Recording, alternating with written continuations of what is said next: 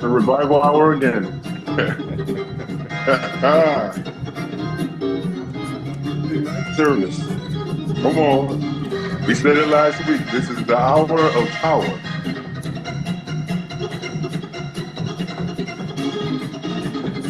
Together.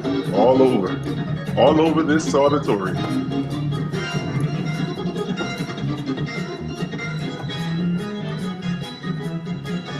Came out of falsehood. Lift those hands in the air. Come on, yeah. I once was bound. I once was blind, but now I see.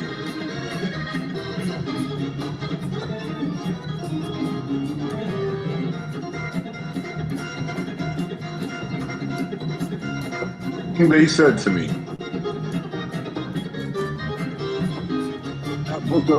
you could just blindfold me and tell me to point to anything. I would have said that I believed it. Huh? What kind of fool was I? It said, I don't even know it yet, and I believe it already. Huh? Believe whatever. Commit to believing it before you heard it. I know exactly what I'm talking about. That was you. Such were some of you. Come on, yeah, he's in the book. Yes, sir. Such were some of you. You assented. In fact, some of you went so far you were defending things you know you wouldn't defend in real life, but you're defending in the book. How can I defend slavery in this passage? Because I can't let go of the book. I can't let go of the book. So we see slavery here, and it's some of you know what I'm talking about. And you know what it felt like when you were able to be free. Come on. You know what it felt like when you were able to shed the book. I don't believe this. It's a good feeling. It's a good feeling. Well, we encourage you to get in the chat. Tell somebody you love them in there. Welcome to our enemies, our friends. Yes. Oh yes, our enemies. We welcome you. I remember early on there were folks who would show up weekly and just troll in the comments. We welcome you. Come on, come on, get in our comments and troll. It's going to be good for the algorithm. One of the brothers, I told him, you're doing the algorithm real good with all these comments, and he went silent. He will confound, what he said, he silenced the mouths of the obstreperous. Yes, sir. We will confound you. Come on by here, the enemies. And for those who think you think we're your enemy, we're not your enemy. We're your friend. What they said, they call this hate speech. This is love speech. That's what this is love speech. We want you to come out of falsehood, out of the darkness of anti-science. We want you to come out of the darkness of anti-intellectualism. We want you to come out of the darkness of I believe it because somebody smarter than me said he believes it. We want you to come out of that. Wow. I guess it's actually, let me see if I can put this on here. Check out last week's pod and see what's going on there in the comment section, right, Brady? This, as is our custom, we're going to take a look at last live and see if you can comment on one or two of the comments we got with it. Keep that same energy. Exit strategy number 9. Oh, you guys got in there and commented quite a bit. Ed Cash and Carl Pathos.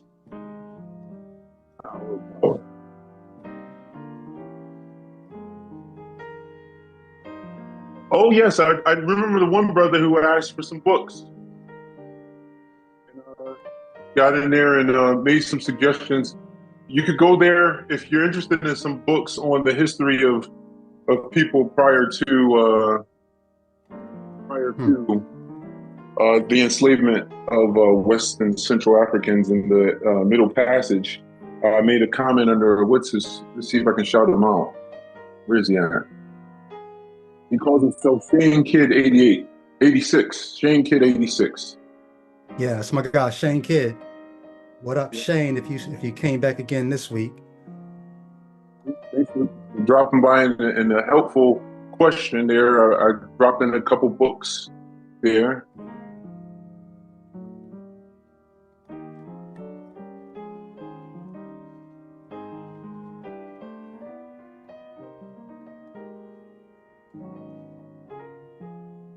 All right. Welcome, everybody. Are they in the chat? Are they in the I'm trying to pull up now. See seven watching. I had a hard time. Y'all tell me, is this public? Last week I made it private by accident, or I made it unlisted by accident. Uh, does it say that it's public on your end? It should be. I think I followed uh the rules this time. Yeah, looks like it's live and everything's good. Trying to Mhm. pull up the chat. I want to share this to Facebook real quick before I come back here and chat. So talk amongst yourselves, hug somebody you didn't come with, and I'll be right back to break bread with you all. I guess he's posting on to Facebook. And when Elder Brady gets back, we'll have our readings. Welcoming you all. Get into this chat. Get to know each other. Tell somebody you love them. Shake somebody's hand. Tap three people and say, "I'm glad to be here." Hug somebody's neck. Remember that one?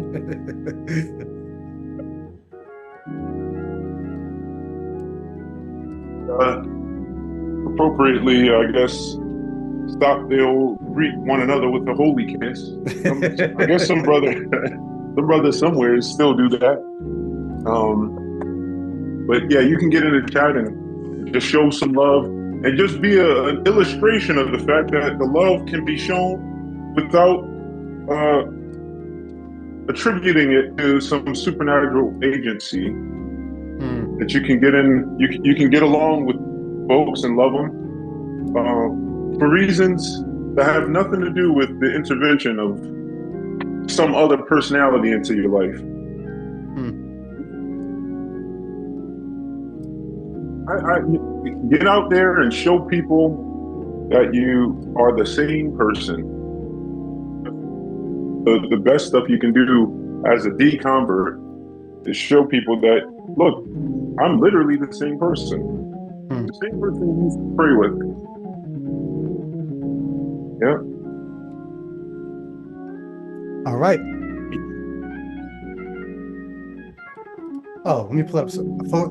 You know what's crazy is sometimes I can see the chat on my laptop in front of me, and then sometimes it's hidden. Is this the chat here? I think I see it. Yeah, okay, I see the chat now. Yo, this is wild. What's going on, y'all? Chris Billups in the house. Omni Kevlar in the house. My guy Michael Apple is in the house. I'm gonna have to fly out to where Michael is and actually get face to face. We've been doing so much tag teaming, and whenever I'm on Facebook, he's not far behind to come do cleanup whenever I'm in a discussion with somebody. So I owe much love to Michael Apple. Michael Apple always seems to drop into the comments or into not particularly the comments, into the live chat with so many helpful things and Yeah, insightful things. So yeah, he seems to be an encyclopedia of biblical knowledge for good in this case. yeah. And it's not just biblical. I mean, he's a living Rolodex or infodex of just helpful. Here's an article. Here's something to keep in mind. Uh, who else we need to say what's up to? Kath,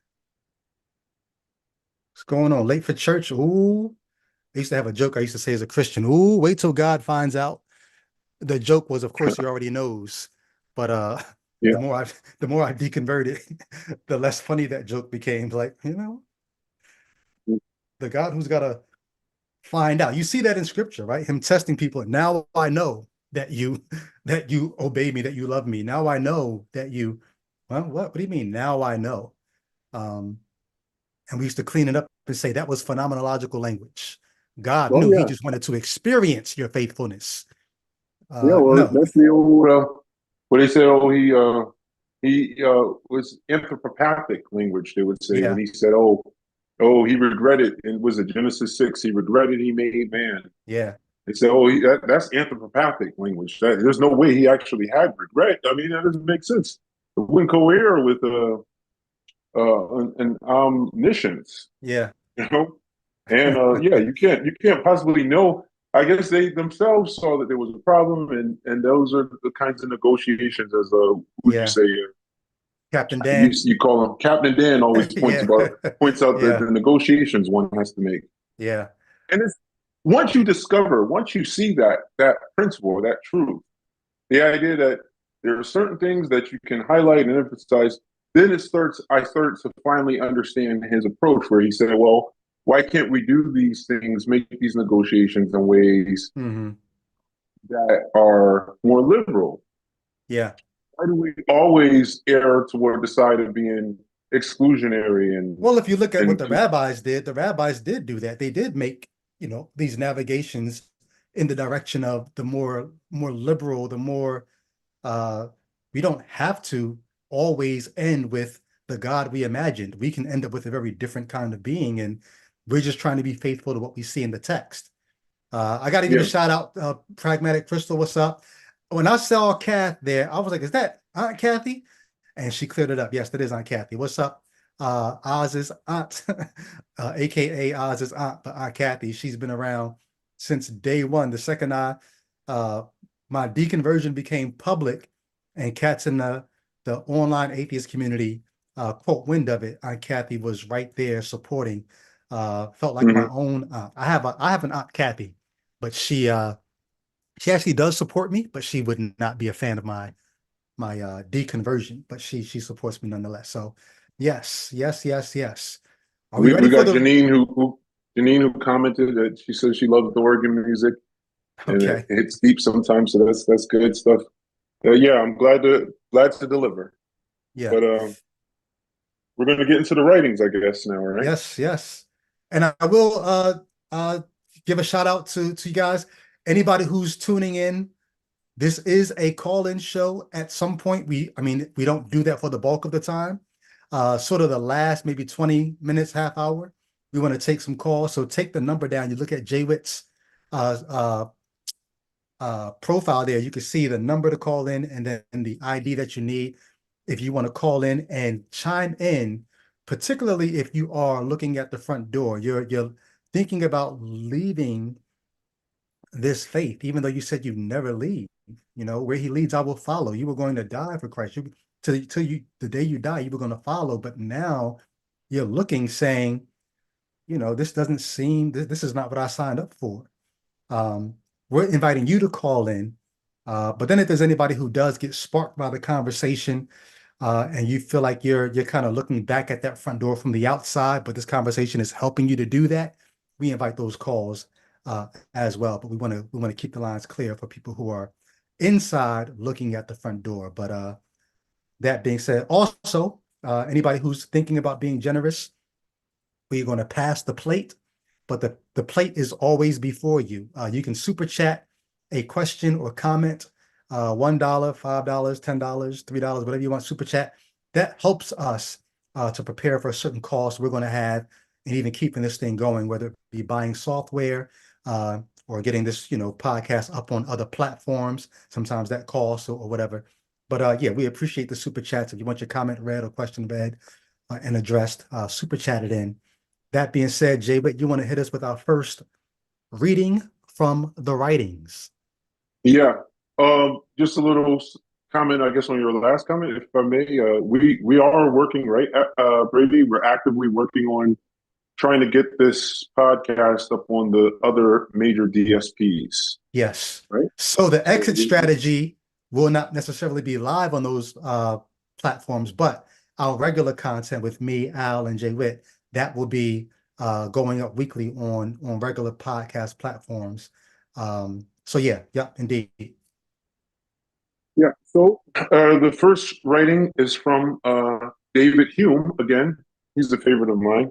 And this Okay. book is excellent. This is a book called An Inquiry Concerning Human Understanding. The quote says, "The idea of God as meaning an infinitely intelligent, wise, and good being arises from reflecting on the operations of our own mind and Mm, augmenting mm, without limit those mm, qualities of goodness and wisdom." mm. Maybe I should Read it read one more that latter time. portion. Yes. No, read the whole Yes. thing one more time. The, Yeah, read the whole thing one more time. okay. The idea of God as meaning an infinitely intelligent, wise, and good being arises from reflecting on the operations of our own mind and augmenting without limit those qualities of goodness and Mm. wisdom. That is powerful. That is powerful. Mhm. Um, And we've been saying that for a while, but not quite as yes, eloquently as this quote, right? yes. The idea of God arises from, and see, this is the thing. We think when we talk about a God, we think we're looking outside of ourselves. Mm-hmm. But Hume there says, no, actually, what we're doing is we're looking within. We're looking at the Mm-hmm. qualities that we have, and then Mm-hmm. we're projecting those qualities outside of ourselves. But here's the key: we project them without limit. And by Yep. projecting them Yep. without limit, they grow to this omni status. And any Mm-hmm. being who has the qualities that we have, but without limit, well, then that being must be worthy of worship. That being must be Mm-hmm. worthy of praise. That being must be worthy of our submission. Um, but it's the qualities that we have that we are pinning onto this projection of our minds. That's powerful. Yep. When I came across this quote, I said, "Man, we've been saying this, but we just Mhm. never put it quite this eloquently. We Yeah, never wrote it out in such a way." yeah, You know, is he what he's basically telling you? Well, yeah, these are the operations of your own mind. These are things that we have in less to lesser degree, like you said. hmm Yeah. Anyway, yeah. so you got the other quote? Yes, yes, yes. This quote here, pull it up. This is from Jean Paul Richard. Says, "Every man regards his own life as the New Year's Eve of time." Let me read it one more time. Not afraid. Every man and woman, every person regards their own life as the New Year's Eve of time. Brother Jay Witt, would you speak on that? Yeah. It it's interesting how narcissistic we are as a species, Hmm. right? So often we will Hold think on, of Jay a Witt. Jay thing Witt, as your voice is going in and out. It's muffled and then it's not muffled. If you can, equally destabilized. Is this better? it got better towards the end of what you were just saying. Okay. Is this better? It's doing this muffly thing, is back and Yeah, forth between. that's unfortunately this is just what's It's going on with perfect my right now. connection. It's perfect right Okay. now. Yeah. Okay. That I noticed that was happening quite a bit on the last one, but okay, hmm I'll try to keep that in mind. But Yeah. yeah. So basically, we it's the Paul saying, "We who are alive will also be caught up to meet him." Remember when in Thessalonians 4, where he hmm says, "Then we who are alive, the dead in Christ will rise first." Remember, hmm and then we who are alive. I think this Thessalonians 4:16, if I'm not mistaken, that we who are alive will also be caught up to meet him in the air. And hmm um, the idea is that we always think of ourselves as being part of some sort of crucial. It's really hard to think of yourself as the Middle Ages, as mm existing within or the Dark Ages, I should say, as they used to say back in the day, as part of an epoch in history where it's totally forgotten and lost. You know, Mm. all of those individuals who lost their lives due to wisdom teeth that were growing in. Um, Most of us don't think of the the many years of generations that existed prior to our existence. And so Yeah. we tend to think of our the context of our own lives as when it all really matters. Right. And I think that's just so important, you know. Go ahead, Yeah. Brady. Well, I think too, it's not just the New Year's Eve of time.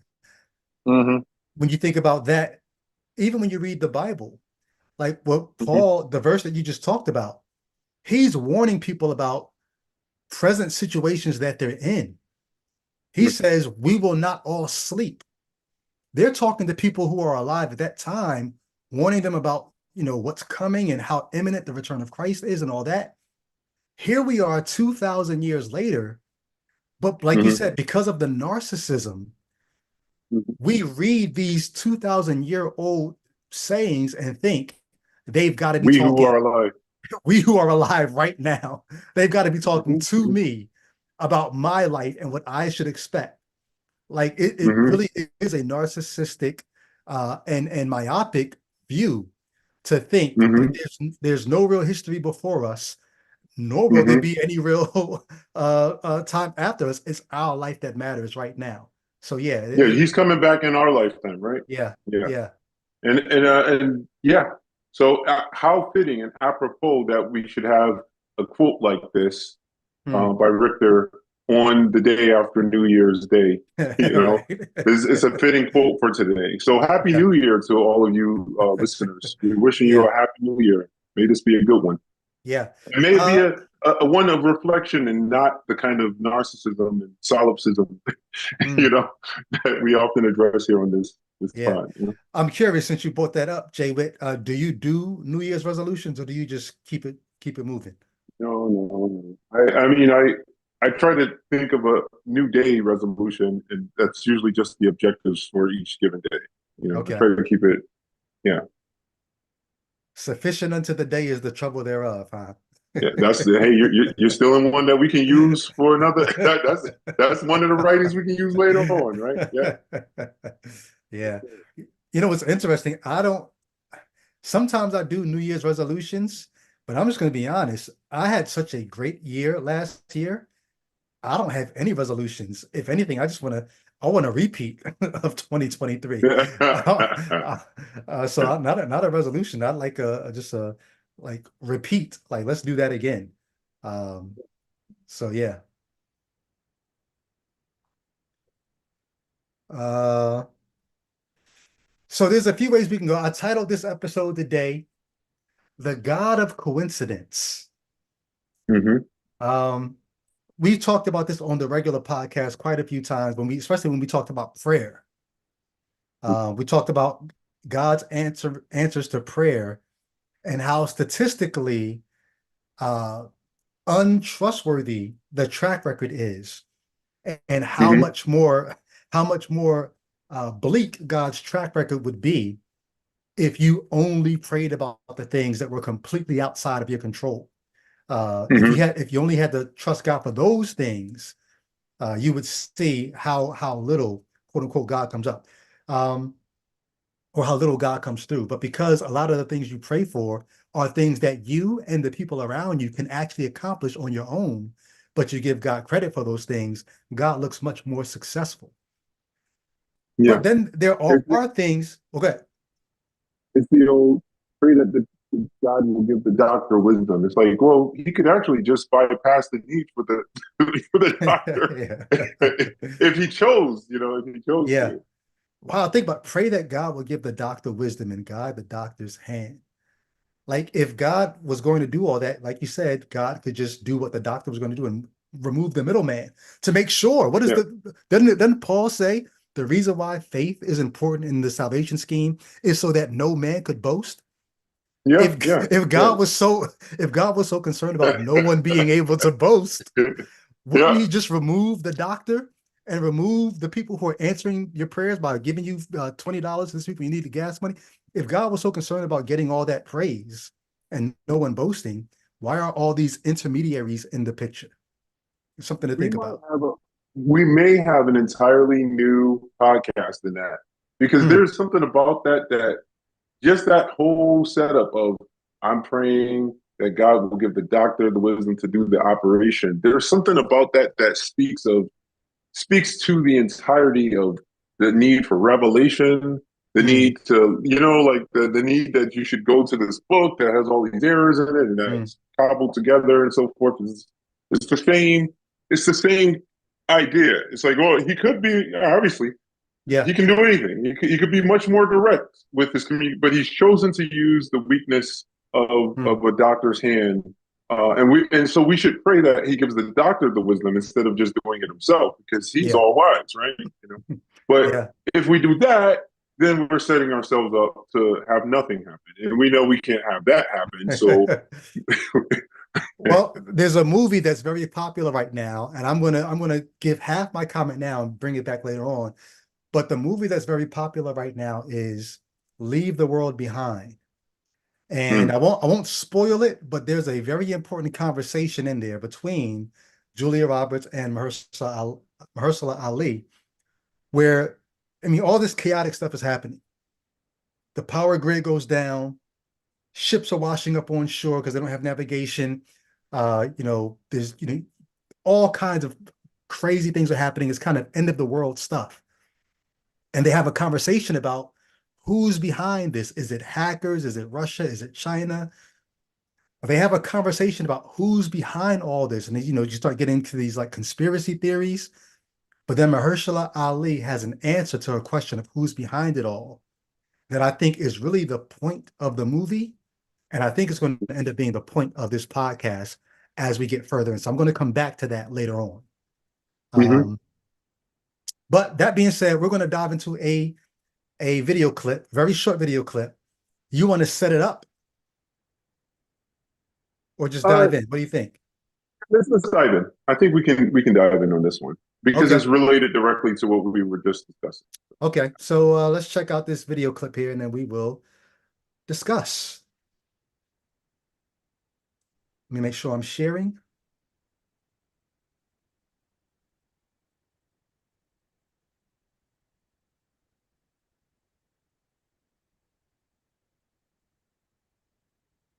And I'm going to share my sound now.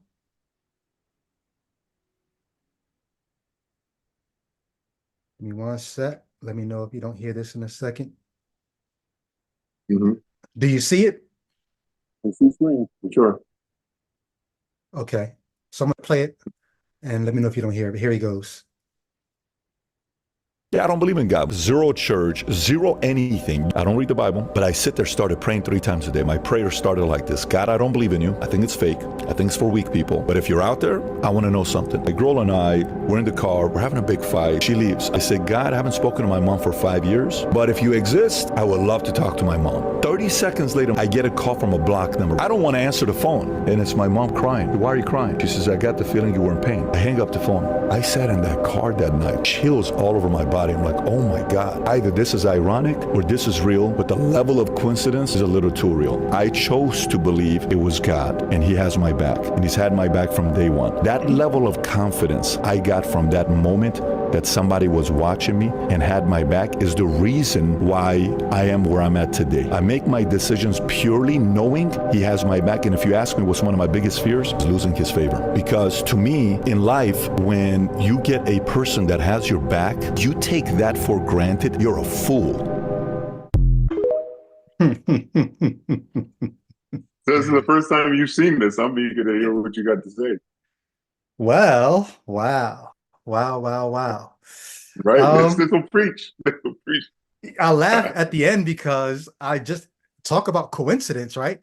I just put up on Facebook today, the first line said, Christians say to me, the fool says in his heart, there's no God.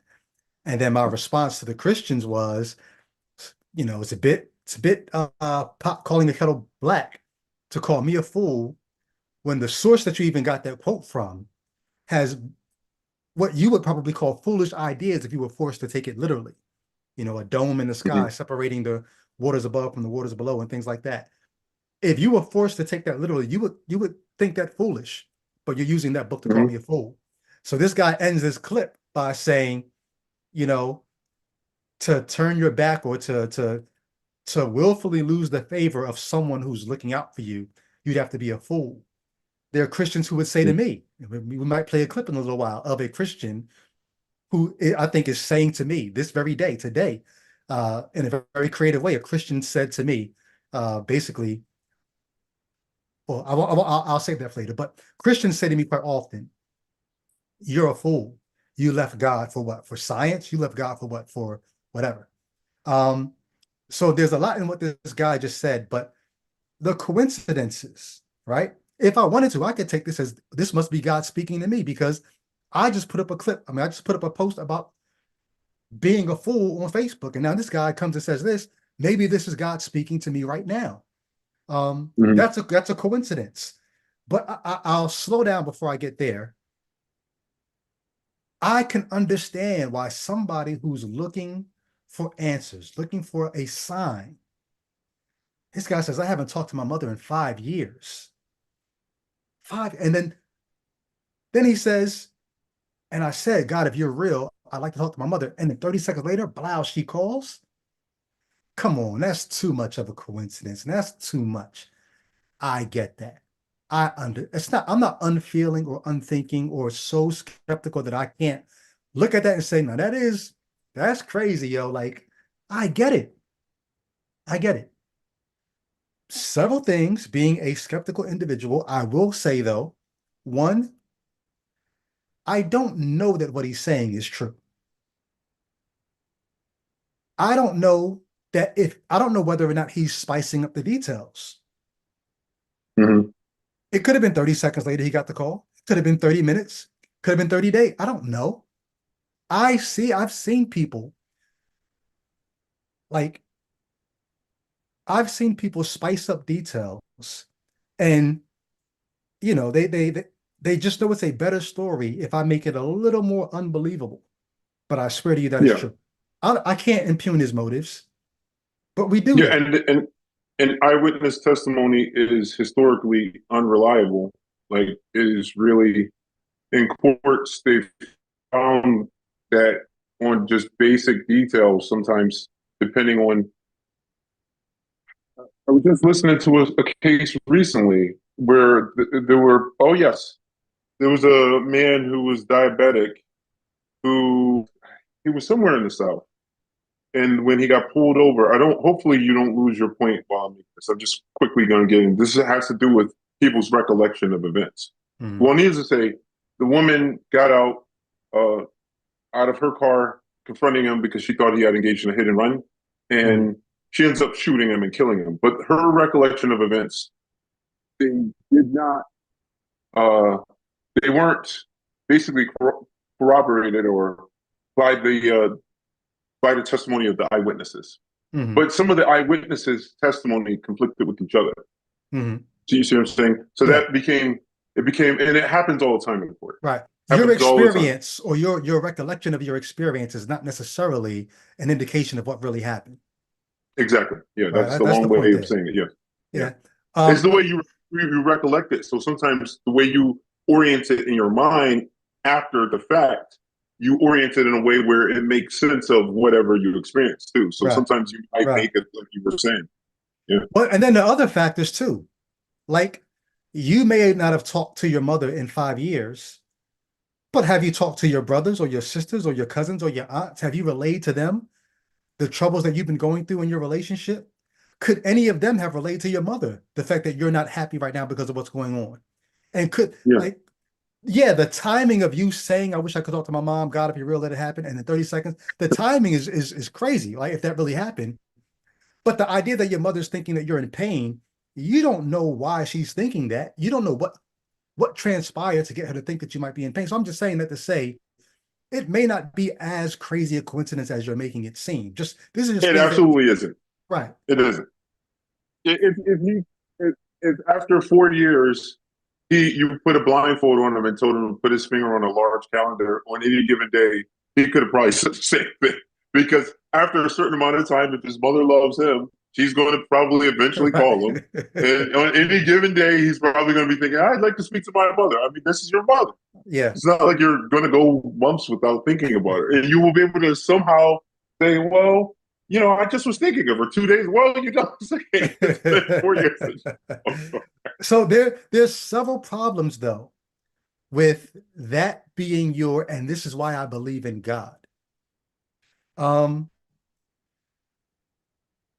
One of the things that you'd have to think about because there are very many Christians who would say to me and say to you, Jay Witt, I am never going to give up my faith because I know what I experienced. I know what God did for me. And they have stories like these. And they look at me and say, well, you must not have these kind of stories. That's why you could say you don't believe. No, I've got these kinds of stories. But I've had to put the screws to them to say, is there no other way to explain it? And could there just be sometimes things that coincidences are real? Is that part of the world that we live in, right? You live in a world full of millions and billions of people making choices. There's billions of incidences happening every second of every day. Is it strange that if billions of incidences are happening, that some of those incidences are going to be coincidences, meaning incidences that happen at the same time? Well, guess what? Everything's a coincidence. There's always things happening at the same time. It's just that some of those things that happen at the same time matter more to you than others. I went into the supermarket and 500 other people were there. Coincidence? Well, I don't know them, so it doesn't matter to me that they're there. Literally, I'm going into a supermarket and my sister is coming out. Yo, what do you do? Now, I could have said the same thing to somebody else. Yo, what are you doing here? But I don't know them, so I don't care why they're there. The fact that my sister's leaving when I'm coming in, now all of a sudden that coincidence matters to me. Yeah. Right? So coincidences happen all the time. Some matter to us more than others. We pour meaning into them instead of letting them pour meaning into us, like, some of like what he's willing to do with this situation. Yeah, well, and he already shows that. I guess he was claiming that he wasn't a believer, but he was also talking to God, right? Right. Prior to this happening. Right. So like, there's so many problems with what he's saying. Like, he was already primed and ready for. It's like we got him all ready. All we need is the likely occurrence of his mom eventually calling him to happen. He already had done all the work. He already had prayed to God and asked that. Like, if she would have called him a month later, he would have still said it was a good. She had called me in 4 years. That's the thing. That's the thing. Yeah, that's the thing. The 30 seconds is not as like mind-boggling as you would think, because like you said, having not spoken to her in 5 years, she could have called 30 days later and he would have been just as, 30 days ago, I prayed that you would do this. Yeah, exactly. He would have tied it to the 30-day-old prayer. What's the statute of limitation on when you prayed something and when it could actually happen, and you won't say, nah, I don't believe that was God? Like, what's the statute of limitation on that? I'll tell you what it is. It's the same statute of limitation on Jesus coming back. It's the same one. It's the same one. It's always going to be an extension of the deadline, for sure. Okay. There will always be. Yeah. Well, here's the other problem with that. So let's say it wasn't 30 seconds. Well, because somebody could say, why did it take God so long? Like 30 seconds to you're like, why couldn't it have been an instant? The second he left his lips, it happened. Yeah. Well, he couldn't tell you that because then you wouldn't believe it. Well, no, but I mean, if I'm going to be skeptical, I'm like, oh, but you prayed it 30 seconds ago. What took him so long? Like, what's to stop me from doing that with 30 days and 30 seconds? Like, but here's the thing. Let's just say I do take him at face value. So, wow, 30 seconds, that had to be God. But now here goes the real question. Which God? Yeah. Like, how do you go from that to, and now I'm going to live this way because this particular God said this particular thing? Like, how does God then, or whatever God it was that answered by fire that time, like, how do you decide which God made that phone call happen? And keep in mind, Christian, the same kinds of testimonies you have, like the guy said, come on, that can't be a coincidence. The same kinds of that can't be a coincidence that you have, trust the Muslim, the Hindu, the Buddhist, the Jehovah's Witness, the Mormon, have the same kinds of experiences, because guess what? They live in a world full of incidences, coincidences, and they attribute them to whatever vocabulary they've been given that helps them make sense of their world. Then it was this, or then it was this God, or then it was that God. How do you decide which God you're going to praise for that coincidence? Yep, and you have some super chats coming in, but Okay. but while it's still fresh in my mind, I don't want to fail to mention the fact that we're only talking on the positive side of this whole issue. There's a whole negative side, like how many people's parents left out of their lives and just never returned that may have said the same prayer, you know? So Wow. this is back. This is to hot link it back to our former statement in the writings section of this pod, where we read and I commented about the narcissism, when we talked about every man thinking of his life like it's the New Year's Eve of all of time. I think it was something I'm paraphrasing, but I talked about how narcissistic, and I think this hot links to that narcissism. It shows you how narcissistic can you be? And it's like, well, you want to know? Okay, I'll give you an example. Here you go. This is an example of narcissism and self-centeredness, because you don't have to think very long in order to see that that's not how it turns out for a lot of people.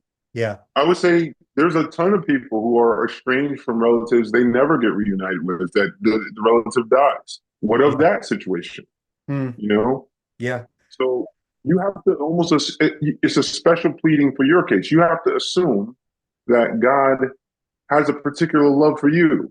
Just like the Muslim cleric we were talking about, where he was talking about God raising the person up in the morning to engage in a particular oblation or whatever, prayer, or, you know. And the idea is like, well, what about everybody else? I guess you don't. I guess to you, it's like, to hell with the rest of them. To hell with everybody else. I'm thinking about me. You know, it's the guy cutting everybody in line because he doesn't want to wait, right? Yeah. Wow. Michael Apple says, "Luck." Thank you for that super chat, Michael. $10 super chat. They appreciate you, man. He says, "Luck is fickle. Memory worse. How much luck would it take for either of you, Jay Witt, you or Jay Witt, to come back into the fold? What grade of miracle would that require?" So I'm gonna be honest with you guys. I actually have an answer to this question. Like, sometimes I go on other talk shows with people who are skeptics or atheists or agnostic, and they say, what would it take for you to believe again? I have a very specific answer of what it would take. And I'm not going to say it because I don't want somebody to try to manufacture it. I like Dillahunty, right? Dillahunty, folks like Matt Dillahunty would say, he says, I don't know what it would take for me to come back, but an all-knowing, all-powerful God would know. And the fact that this God knows what it would take, but doesn't do it, says more about that God than me. Now, the Christian would say, maybe God knows you'll never come back. So there's nothing he could do because you're that far gone. But I have some in my mind of what it would take. If this were to happen, I would not be able to say that's a coincidence. Or I would have a very hard time saying that's a coincidence. And I'll just say, just for the sake of this conversation, I'll even take your chastisement, Jay Witt, if you say, nah, you shouldn't let that do it for you. But I had a dream years and years ago, when I was a Christian. And in the dream, I dreamt the person of Jesus Christ coming and saying something to me. And it was so, I mean, of course, as I process it now, even back then I thought this could just be my conscience preaching to me.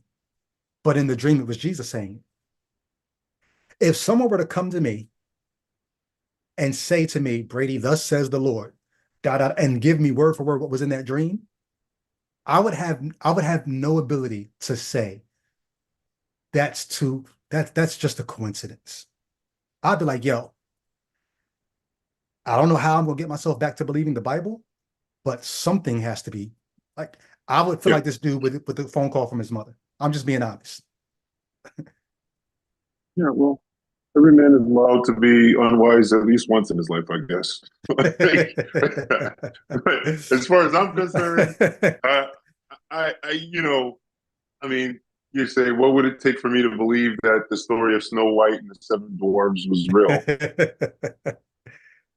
It's a non-question. Like, certain questions I can't even answer. Right. You're entering me into, like, the whole concept of, if you're saying particularly the Christian God, is, I have to associate the Christian God with this book, Yeah. which you cannot make sense of in any way, shape, or form. So since that's the case, what am I supposed to do with that?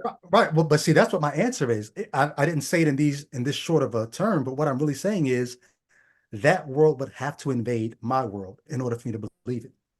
I'm Yeah, not but going it's, to. it's a I'm not going world. to It's a world willingly. that's Go ahead. it's a world that's not coherent, though. I understand, but this is the thing. I'm not going to willingly go into that world. I'm never going to go back to biblical faith or religion. I'm not going back. But if that world were to invade this world, I would have no choice but to deal with it if it becomes part of my reality. So my problem with that is you're still identifying it as that world. What world?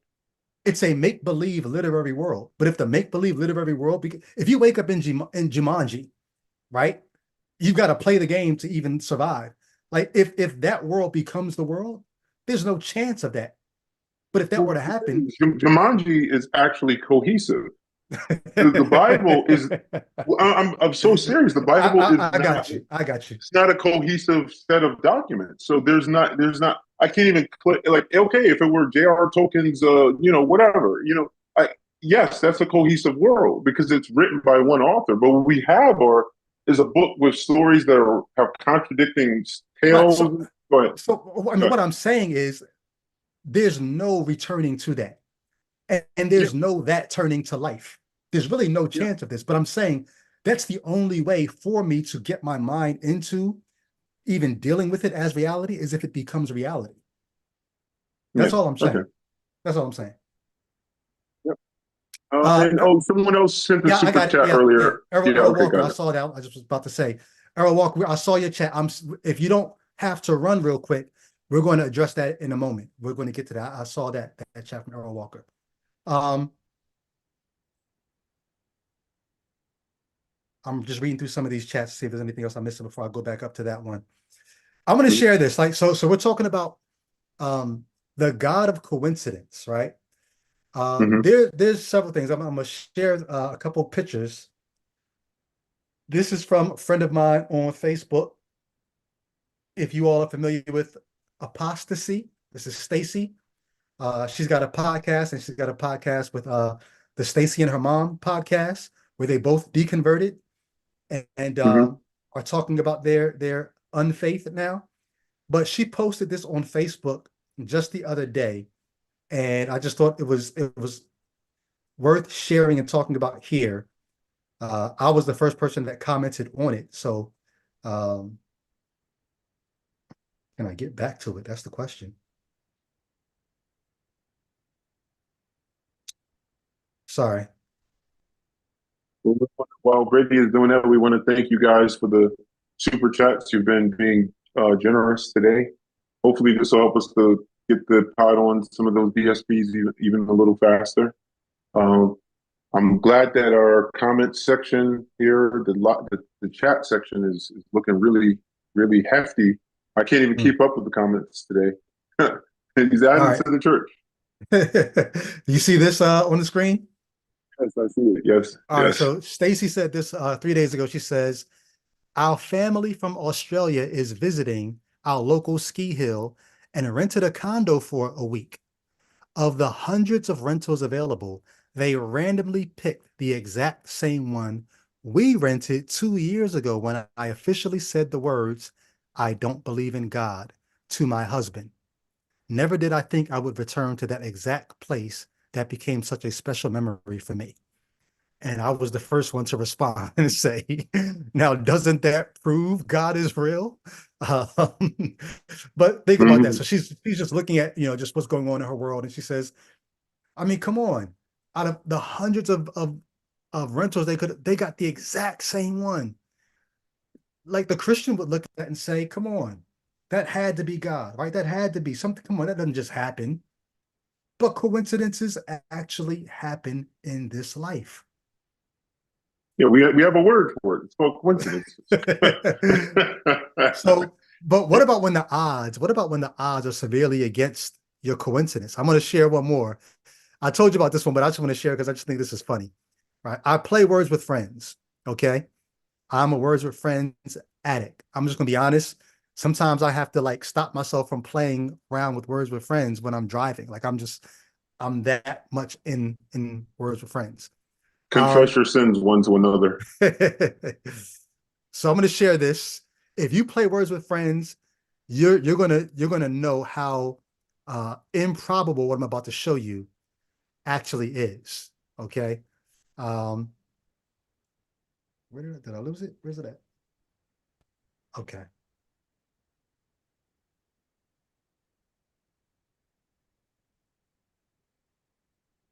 Do you see what do you see on the screen? I just see the folder, the Okay. things that you were going to open. Yeah. Gotcha. All right. I took that off. Um, sorry for this, y'all.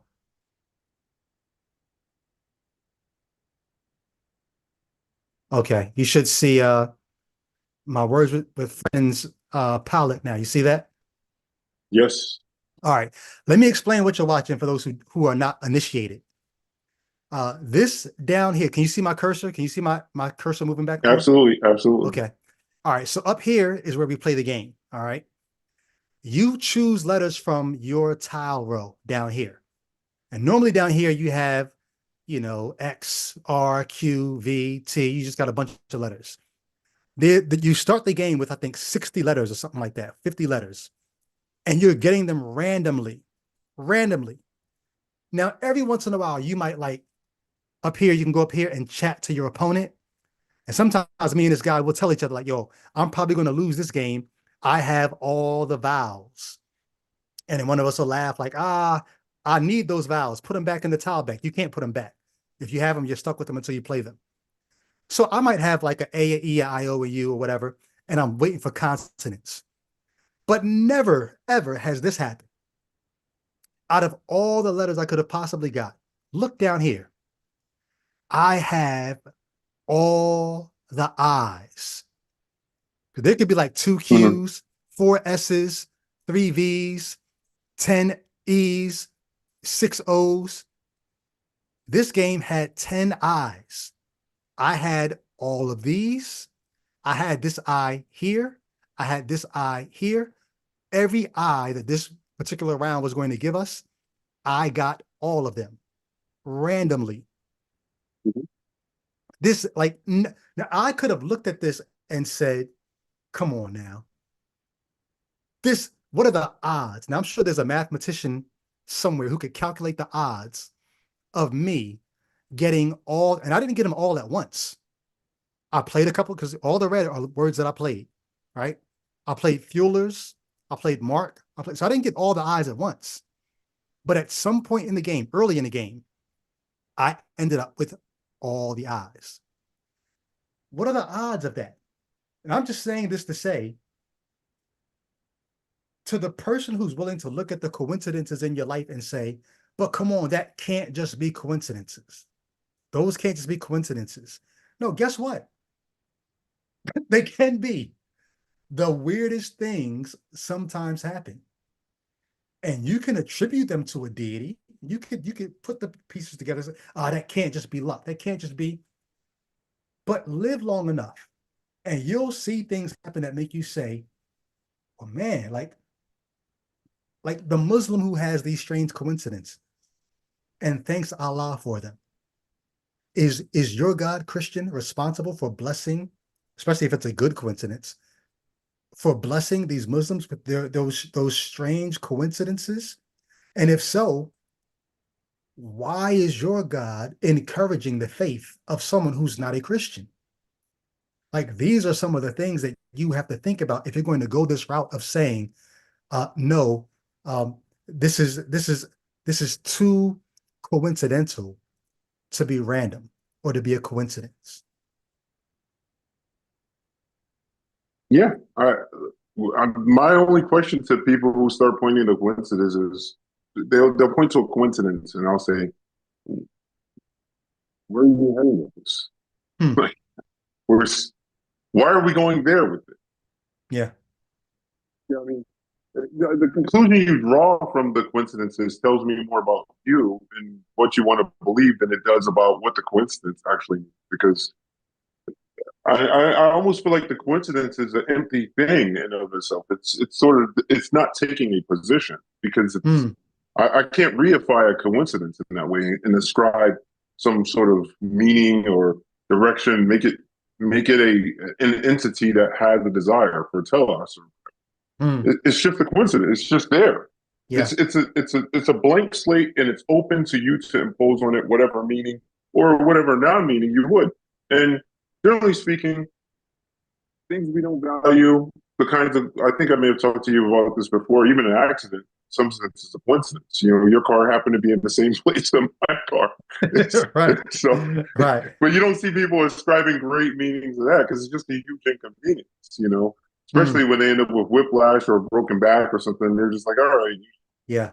But you know, Well, they you think ascribe of meaning to it when, and I posted a clip of this happening on Facebook the other day. They ascribe meaning to it when God delivers them from that accident. So there was an accident, there was a coincidence about to happen, and it misses them nearly, and that is God in their eyes. or they survive, like Kanye with Through the Wire.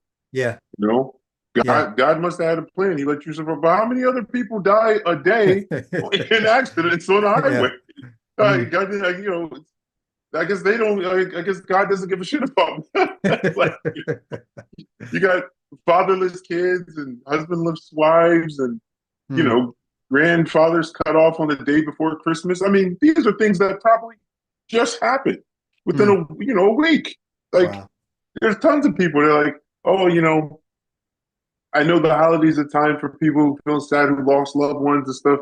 Oh, you know, you may have lost a loved one near the holiday. Well, I mean, so the holidays are sufficiently spread out in our year. You know, you're going to have a parent or you're going to have some relative die within the vicinity of one of them. And the holiday itself will bring back memory of that loved one. I'm not Mm. trying to be insensitive. This is Yeah, just the way a year works. yeah, It's only yeah, 365 yeah, days. yeah.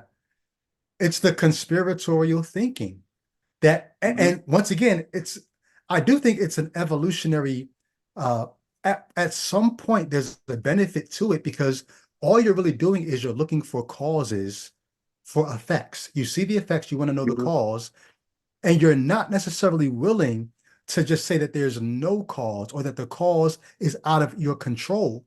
And this goes back to the Leave the World Behind, the movie that I was talking about. So Mahershala Ali and Julia Roberts, their characters are talking about all these things that are happening. The power grid is going down. There are drones flying over. They're spoiler alert, sorry. They're autonomous cars driving themselves into each other. They're like, yo, what's going on here? And so he starts talking about um, like why all this might be happening. And she interrupts him and says, so basically what you're saying is that there's this some evil, diabolical cabal who's in control making all this happen. And the conspiracy theorist is looking at that saying, yes, she's hitting the nail on the head. Mahershala Ali stops her and says, no, that's not what I'm saying. I'm not saying there's some diabolical, evil cabal in control of all this. What I'm saying is no one's in control. Like I said before, there's billions of people on the planet making billions of decisions every second of every day. If you were to add up all those decisions and hit the equal sign, some of it's going to look very chaotic, but then some of it's going to look like, oh, this is happening because of it. You'll be able to trace some of it. You'll be able to trace some of the effects to some of the causes, to some of the decisions. But you'll never be able to say one person or one group is in control. It's billions of people making these choices, not Mm-hmm. knowing what somebody else is choosing, not knowing how it's all going to play together. And so the idea of no one being in control is very frightening. We'd like to think two things. One, that someone or someones are in control and we can find out who they are, because if we can find out who's in control, we can stop them. Or if we don't let the power rest down here and say someone's in control down here, then we bypass the middlemen and we jump to God. How much more comforting, like the guy in the video that we just watched says, how much more comforting to think, A, someone's in control and this someone has your back. And then he says something, I don't know if you saw my eyes bulge out when he said it. He says, I would never want to lose the favor of this person. Mhm. Because if I lose the favor of the person who's in control of all these billions of decisions that are being made, then that could end up to negatively affect me. So I'm going to Yeah. do whatever I can to keep the favor of the person that I'm attributing control to for all of the chaos that's happening down here. Yeah. I mean, even outside of things on an individual level, I've seen, because there's been a huge earthquake in Japan. Hmm. And of course, you have some Christians saying like, "Oh, you see." I This is saw for some reason on my TikTok, I must have clicked on one too many ridiculous Christian videos. So now I'm in that matrix of Christian conspiracy theory videos and mm, stuff. The guy, and Muslim ones. So mhm. there's some Muslim guy saying, apparently the desert near Saudi Arabia has become somewhat of an oasis. He's like, oh, this is a sign of the end of the times. Then you have Christians saying, oh, earthquakes in diverse places. Look, as long as there's the earth, as long as there's the planet, you're gonna have earthquakes. We have Right. what you call tectonic plates. And guess what? Hmm. Tectonic plates are huge.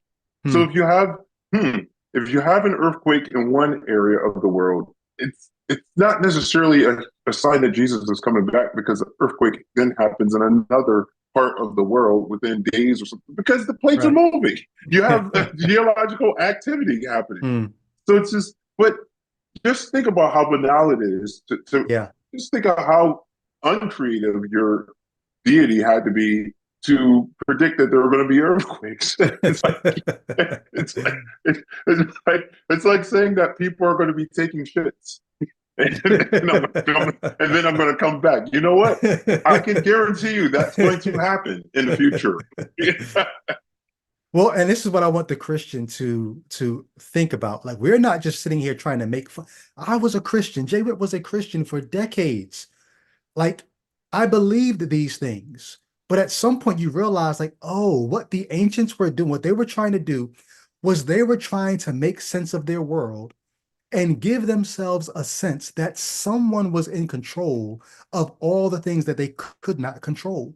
They could not control whether there were going to be earthquakes. So they made the earthquakes a sign that their God was in control. That way they could feel more Mm-hmm. comfort. They could not control their enemies. So they even their defeats, they made their defeats be a product of, oh, we displeased our God. That's why we lost this battle, because that gave them more comfort. Everything you're reading in the Bible is a people trying to soothe themselves. We talk about self-soothing on our podcast a lot. You're doing these things to soothe and comfort yourself because they're things that you cannot control. But that's unbearable to think that you have no control. Why do people cut themselves, right? People cut themselves because they feel like rather than being subject to somebody else hurting me, I'm going to hurt me. I'm going to be in control of when I bleed. And it gives me some sense that I've regained and can retain control that I otherwise feel like I don't have. That's what religion is. Suicide ultimately is the greatest example that you can give of a person saying, "Hey, I'm Hmm. gonna rather than wait for whatever is going to take me out, since I know it's Yeah. happening. I'm depressed enough. I'm going to take myself out." You Yeah. know, Yeah. um, and So maybe that's part of the reason why. I don't know. yeah. Yeah, I'm not going to go on that tangent. Go ahead. Yeah. Anybody who's if you're on the line and you're thinking, man, I should call, maybe I should call. You do not have to give your name. You do not have to identify. You don't even have to show your face. You can call in without doing a video. It'll just be your voice. You can keep it anonymous. You can just talk about your situation. That's fine. But the number is there. Look at Jaywood's profile. You can see the number there. You need the number and the ID. We're going to get ready to take a call or two, but I want to go back up to read this super chat. Let me get back to the screen. And if you want a comment or question read, super chat it to us.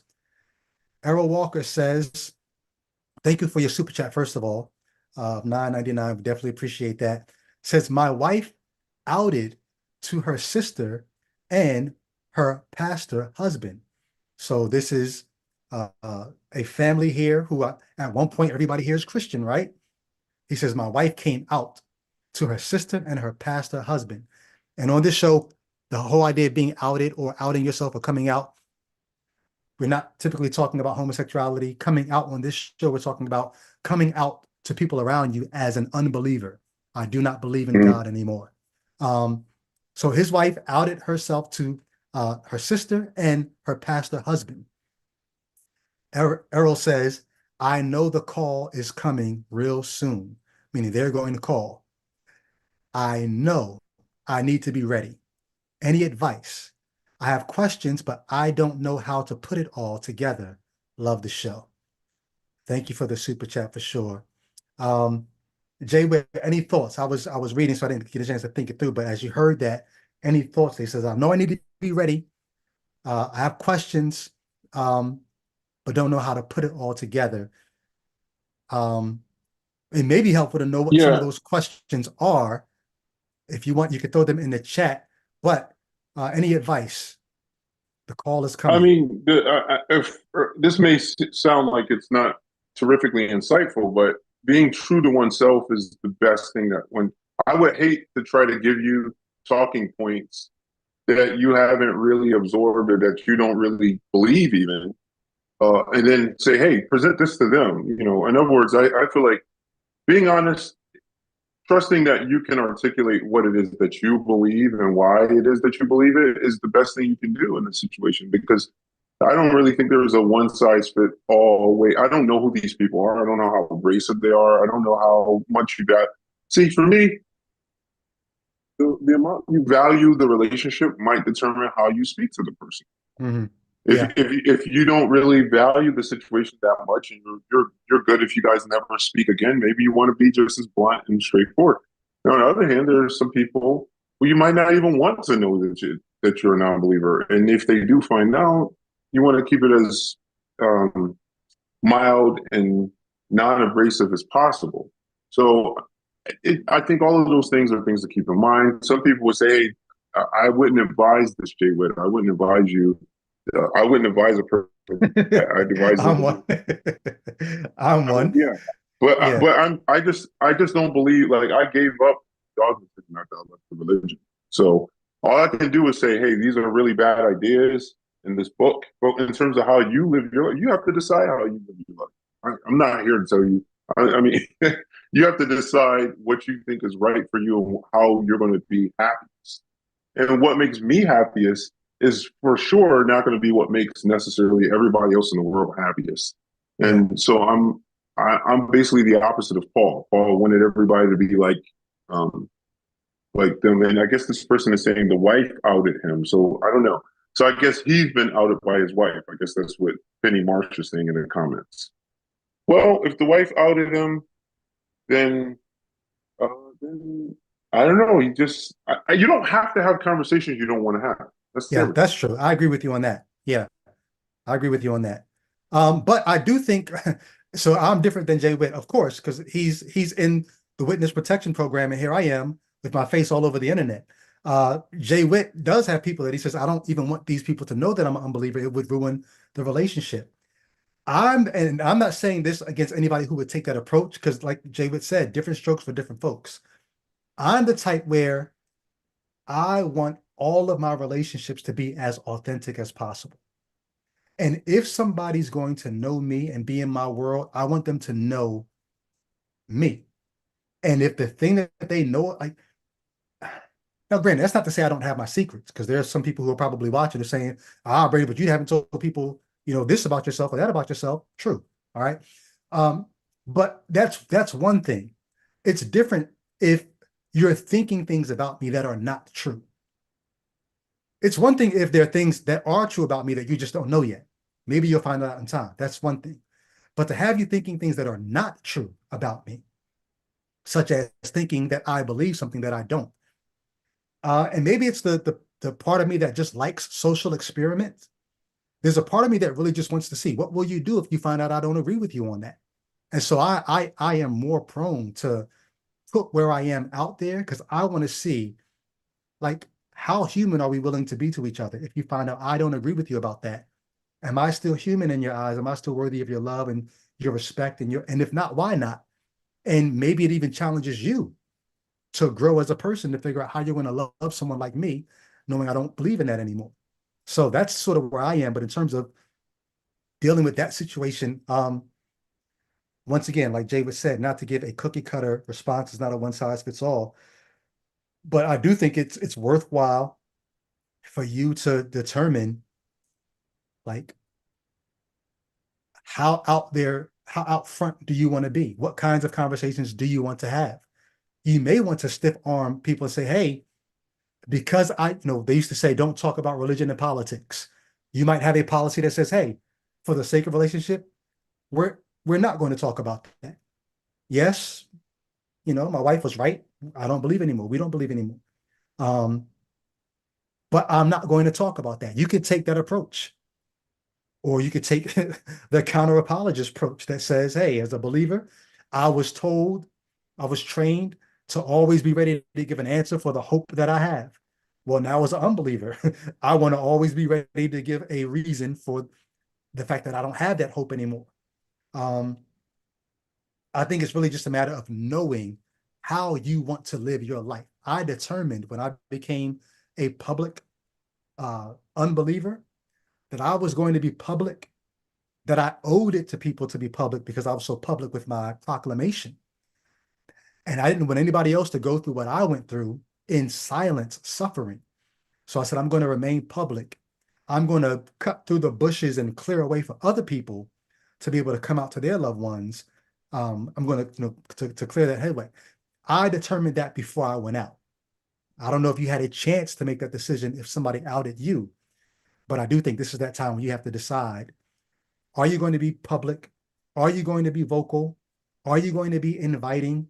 Are you going to become knowledgeable? Because you're going to have to spend time watching, these debates between theists and non-theists or skeptics. You're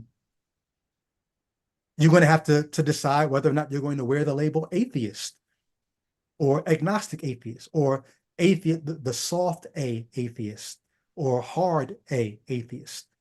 These are all the things that you're going to have to become convinced within yourself before you're able to have these conversations with anyone else. But last thing I'll say, then I'll pass it back to Jay Witt. I had a very tough conversation with someone in my family just this past week because they watched the interview that I did with my sister. Me and my sister, we talked about our deconversions. And this person in my family called me up and was very unhappy with the video, but they were more unhappy about the language that me and my sister were using and didn't really pay any attention to the content of what we actually had to say. I said, hey, I invited the family to watch this video to see where we are. I sent a long text message explaining, hey, if you're interested and you want to just understand where we're coming from, maybe this will help you to approach us with more compassion and understanding. This person who called me up ignored all that and just had a problem with the language that we used because we were dropping F-bombs and all this kind of stuff. And I was willing to stand in the mix, to stand up for myself, to stand up for my sister, and was able to say to this person, I hear you, but I can't respect that at all. And we had a very long conversation about what it means to respect each other. I maybe could have given a bigger trigger warning to the people in the family who would have been offended by the language in the video. I tried to give a trigger warning, but maybe I could have given a clearer one. So I'm like, hey, I hear you on that. I always want to be an example of somebody who, hey, I hear you. I'm not just going to bulldoze and I hear you. Maybe I could have given a bigger trigger warning. Got you. But you're going to hear me. This is not this is not going to be one of those kind of things where I don't have a voice, where only the Christian in the conversation has a voice. This is not going down like that. And I think that's one of the things that's happening in this day and age is non-theists, skeptics are having a voice and not necessarily using that voice to shout Christians down or to mock Christians or make fun of Christians, but I'm going to have my say in this conversation. I'm going to invite you to hear me out. I'm going to invite you to respect what I'm saying and think about what I'm saying. You ain't got to agree, but I'm willing to think about what you're saying. Think about what I'm saying. Let this be a two-way conversation. And if it's not going to be that, then maybe this relationship is not what we thought it was. and we need to figure out what it's going to be going forward. So I don't know if there's Mhm. anything in there that's helpful, but that's sort of where I'm at with that.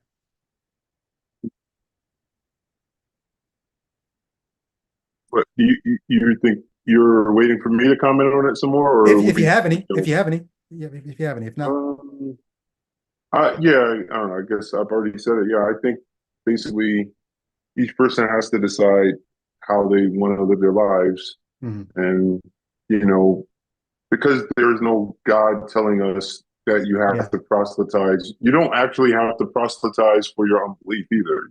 true, You're free true. to. Some people don't even have an orientation mentally to be the kind of person who's debating and arguing, and you don't feel the idea that people feel like an atheist has to be the best debater. Hey, Mm. debate this? No, fuck out of my face. No, I'm not debating. Yeah, Answer this question. Answer this scientific conundrum. yeah, Answer this philosophical yeah, problem. Like you don't need to do that to yeah, dismiss nonsense. yeah, I mean, there are all kinds of other nonsensical religious beliefs and that yeah, we've dismissed, that the yeah. lion's share of us have all dismissed, and nobody asked them, well, do a serious interrogation of Poseidon. No, get the fuck out of my face. I'm not going to do that. Well, Nobody's asking. one of the things I've gotten good at saying is I don't know, and I don't think we know. Like that's a Yeah, perfectly valid. I don't think we know that yet. I think humanity is too young to be able to answer some of these questions that people thousands of years ago just rushed to religion to answer. yeah. I'm not And, I willing to do mean, that and anymore. that's totally sufficient for some of them, but some of them I do know. Like I know, like dude wasn't walking on water. I know that didn't happen. Get the fuck out of my face.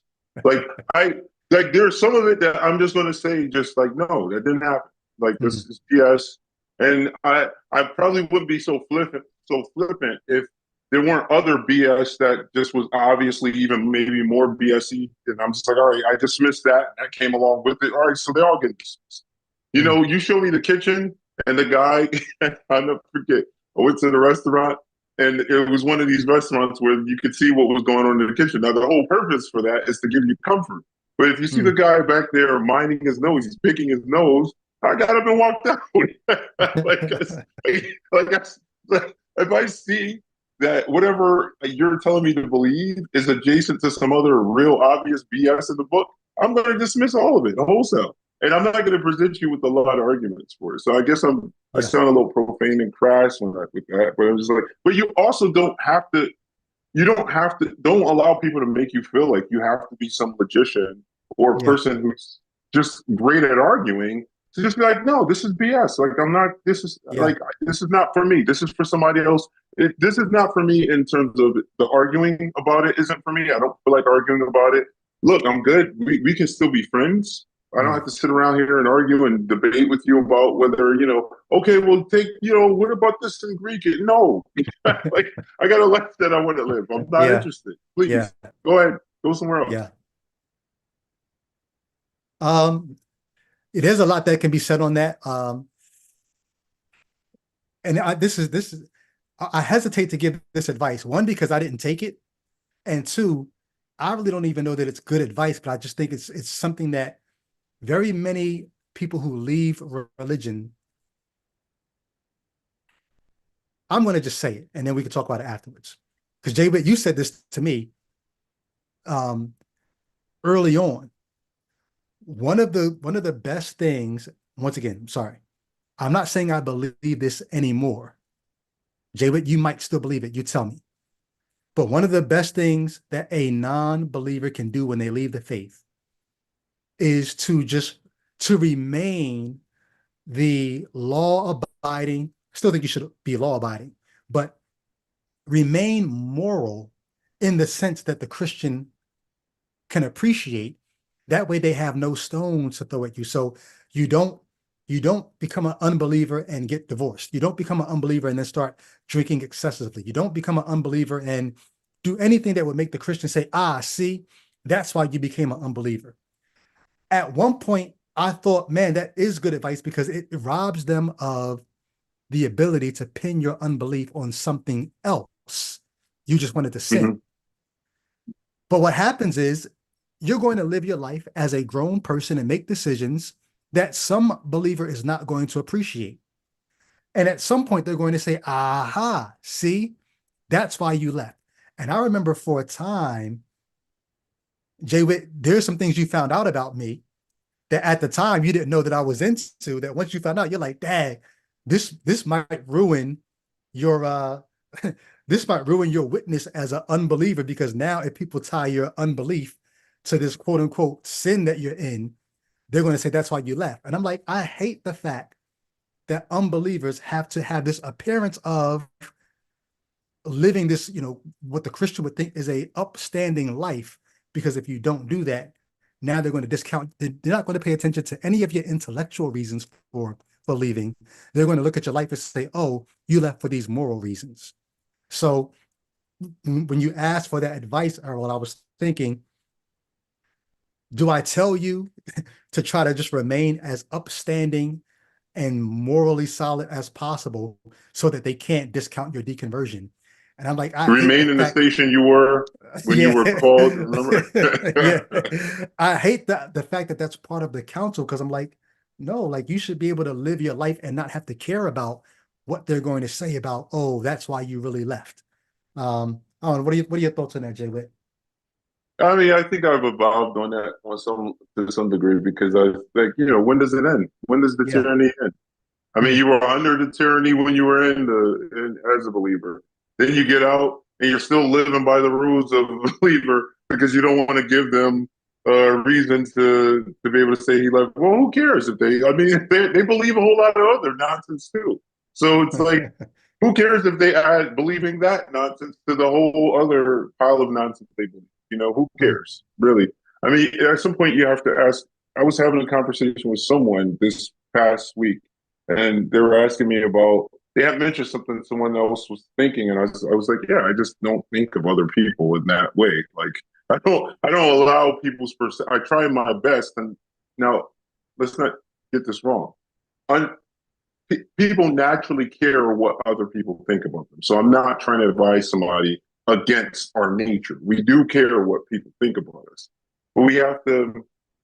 Yeah, there's a sense in which you can't allow your former faith to be basically a prison for you for the rest of your life. I mean, one of the benefits of leaving is the freedom of just living as an unbeliever. Like, if you have to Mm. live underneath all of the strictures of the scriptures for the rest of your life, you're going to look at it. I got to drop some bars there, Brady, just in case you didn't notice that. All right, let's take the call. Is somebody calling in though? I'm looking. I don't see anybody. I see Earl saying definitely calling in. I don't see any calls coming in. So Errol, type in the chat. Let us know if did you call? Because if so, I don't see it in there.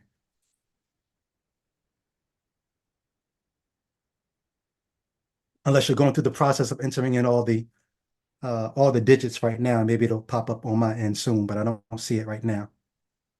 Yeah. No, but I really do think that this coincidence thing that we've addressed today, I think that that's huge. I think for me as a Christian, it was one of the things, along with certain propositions, the coincidence thing is an experiential thing. And I think most people have had something pretty remarkable in terms of a coincidence happen at some point in their life, if it's nothing other than the fact that they were conceived. So most people, they can point to something that happened, and if they're a believer, they usually, whether they're Mormon, they're Muslim, Christian, Hindu, everybody will tell you some story where it's like, oh, I went to the temple to go there, and this thing happened, and it just confirmed. You understand what I'm saying? Like, there's always going to be something that you could look to experientially where something lines up, especially when you're looking for those things to line up. Yeah, You yeah. see the coincidences more when you're looking around for them. Like It's something called pareidolia. Basically, it's the mind attempting to connect the dots and to make sense of whether it be just you see a cloud, your brain is trained to make sense of that image, and so you're going to see a face in what's not a face. You're trying to make sense of your world so that you can navigate it. And that's sort of what we do. Errol, I can't see any calls coming in. So either either you didn't call, or we didn't post the number right, or you didn't dial the number right, or you're in the queue, but it's not showing up on my end. So I'm not sure what to do about that. Or you can just type in and let us know if you're still trying or what. Checking to see if the number was typed right according to what you sent. Yeah.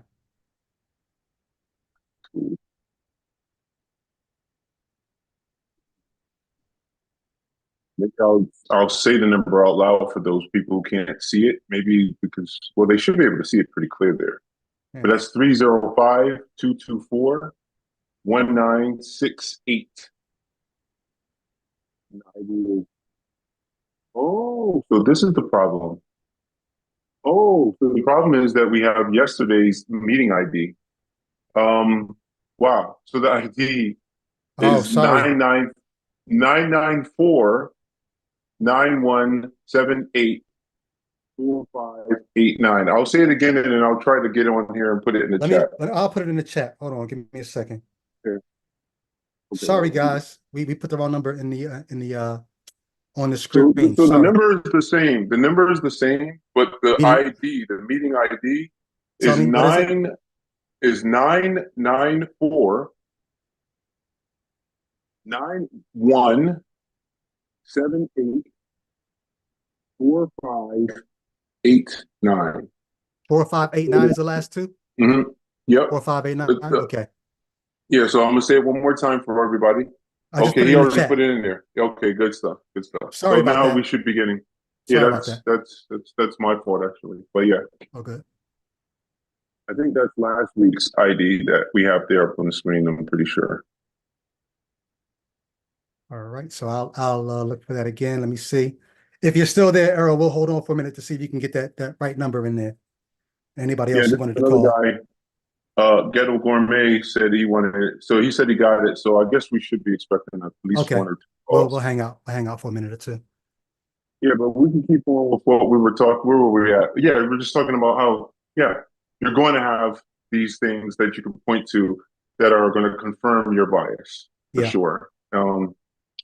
So, and that can be true of any set of beliefs. And once you, like you say, once you think broadly enough and imagine that there are people in other religions experiencing these, it should be a cause for you to think a little, maybe think twice before claiming that it's particular to your religion, that it's a proof of your God. I mean, the guy said, I didn't believe in God, I didn't believe in, then he was praying to God. But come on. You already believed. Let's take this call. I got two people in here. Let me see. All right, I'm going to take this first call, and we'll see who we got here. Hello. Hey, how's it going, Brady? Pretty good. Who's this? This is Errol. I was hoping that you'd be the first person to call in. What's going on, man? Oh, man. Okay. Let me just give you a little context because it's so hard to do it, the way we've been doing it. Yeah. I live here. Well, I'm okay. I live here in Pittsburgh. My wife, she I guess it was an accident, but her sister kept inviting us to come back to church because we used to be part of their church. And not only was I a part of it, but I was the pastor's armor bearer. Wow. I'm just curious, what denomination is this that has armor bearers? Non. Oh, okay. Interesting.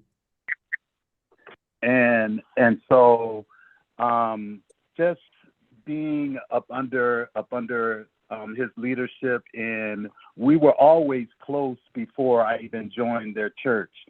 And I deconverted during COVID. Okay. Because, we weren't going to church, and I caught one of Myth Vision's podcasts, and then I caught yours. Wow. And then I started doing my own research, and it was a very painful research. How long had you been a believer before you caught wind of myth vision and then my deconversion?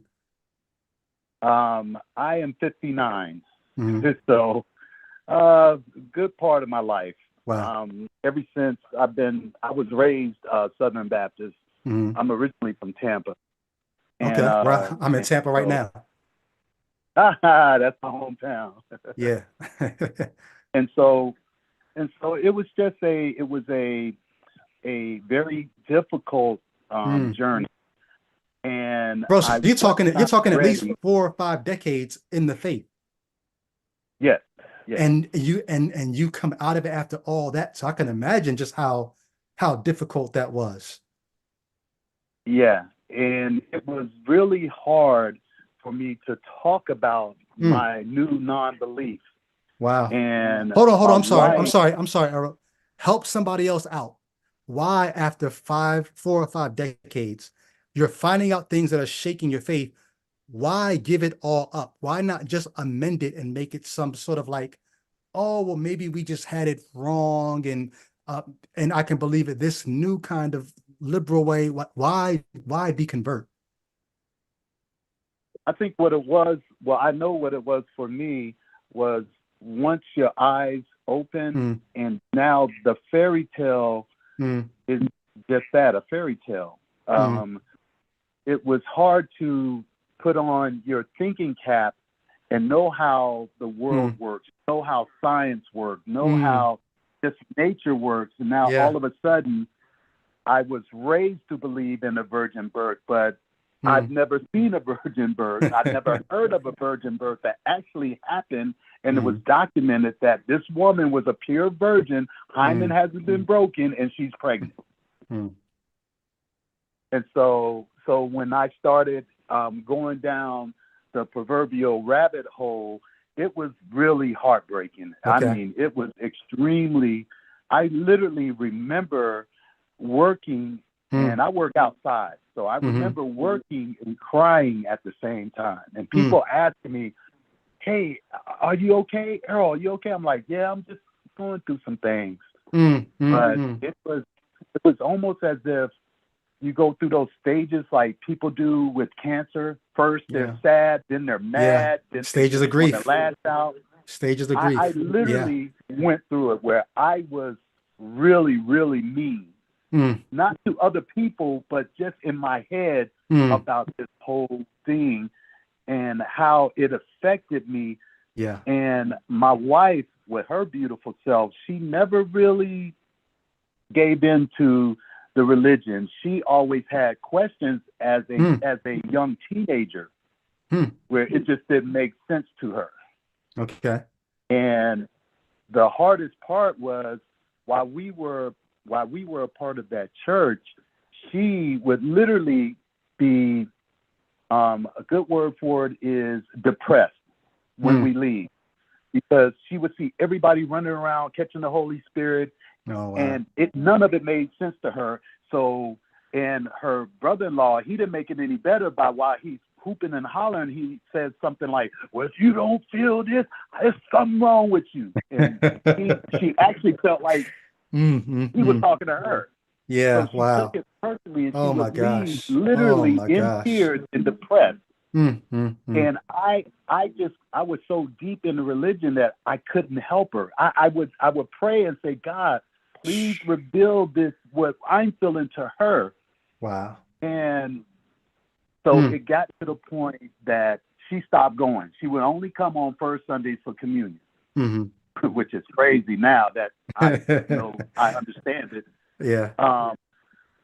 But she just could not go.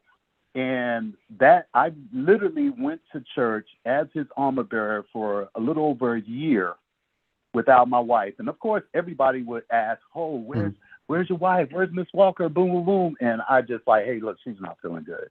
You know, they probably knew that it was something that she just wasn't getting. And of course, I would hear it from her sister and the pastor. We would be in his office, and he would just tell me all these beautiful things to tell her to get her to understand. And when I would come home excited, like, I got it. I got the key. And it's almost like, yeah, the key went in, but I couldn't turn the lock. Wow. Wow. And so I know I'm being a little long-winded, and I It's all apologize, good. guys. No, it's all good. I asked you those questions so that you're not overstepping any bounds. But upon your Okay, so deconversion, yeah, go ahead. uh-huh.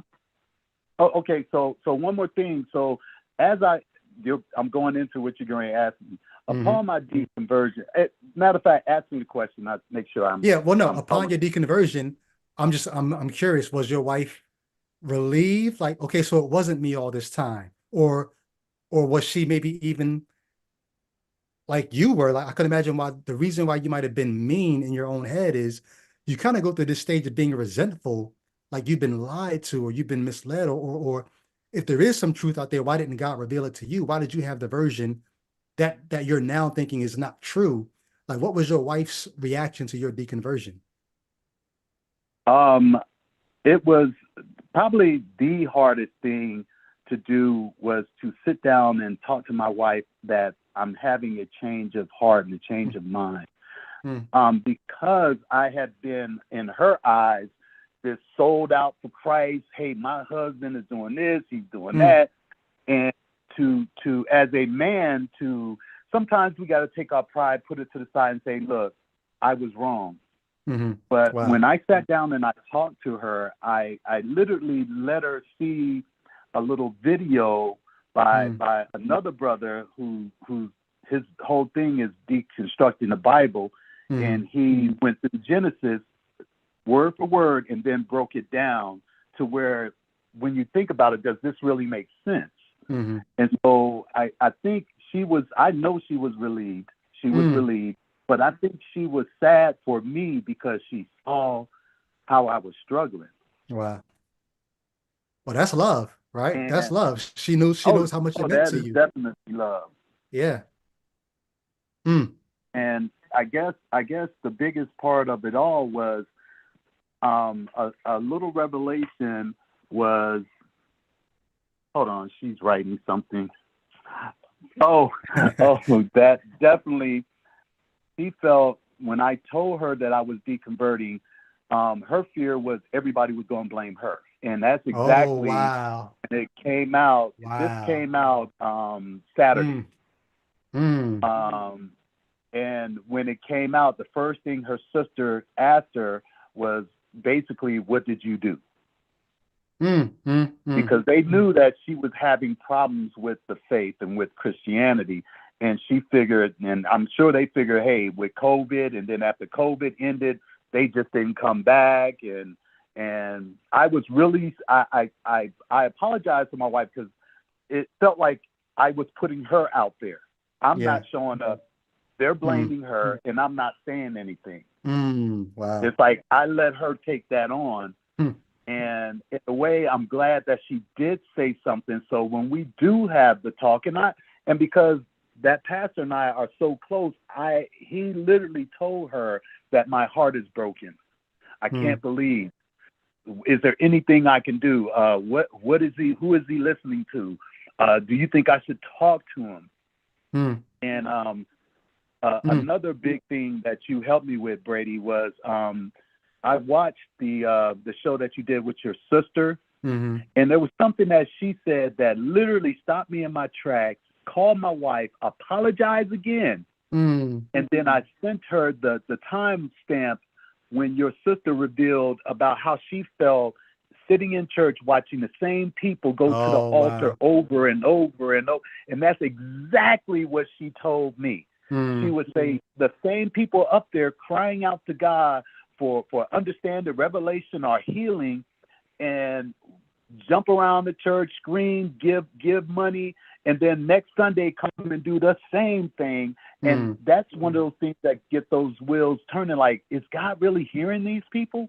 If I'm on the altar and I am literally snotting on the altar, somebody got to hear me that can change it. Yeah, it's one of the things that happened in my deconversion was I put God to the test. We talk about this on our regular podcast. There are things that are written in the Bible to discourage you from doing the things that would aid your deconversion. So it says, thou shalt not put the Lord your God to the test. Jay Witt said, or else what? Like, what will happen if I put him to the test? And the implication is he's going to fail the test and you won't believe anymore. So better you not put him to the test. That way you never find out he's not real. You could say the same thing about the Wizard of Oz. Thou shalt not put the wizard to the test. Why? Because if you do, you're going to find out he can't really do anything for you. But I say that to say, one of the tests I put God through was, I said, I'm going to stop. I'm going to stop helping.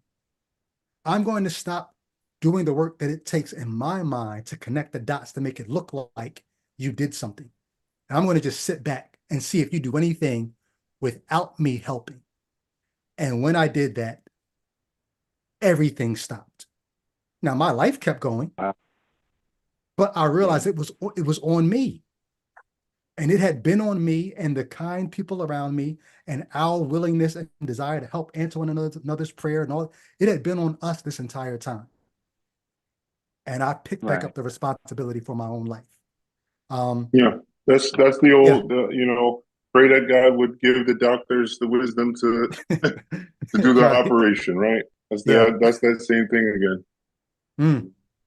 So you've been out for a couple of years, really. You've been unbelieving, but just not really sharing this with them. Right. I didn't share it with anyone. The only person that knew was my wife and her mother. Okay. And nobody else knew. One of my sons, I had to talk with him, and he's more agnostic, so he understood. Okay. Now, when you were a believer, was was your son's agnosticism, was that a pain in your heart? To be honest, Brady, no. I've always been the type of person that I try my hardest not to bash anybody's lifestyle, because I'm a true believer in, if something you believe in makes you or helps you to achieve the best version of you, believe it. Believe it. So I'm not going to be the one that's running around saying God ain't real, because if God stopped that person from doing drugs or killing and all that, then he's real to you.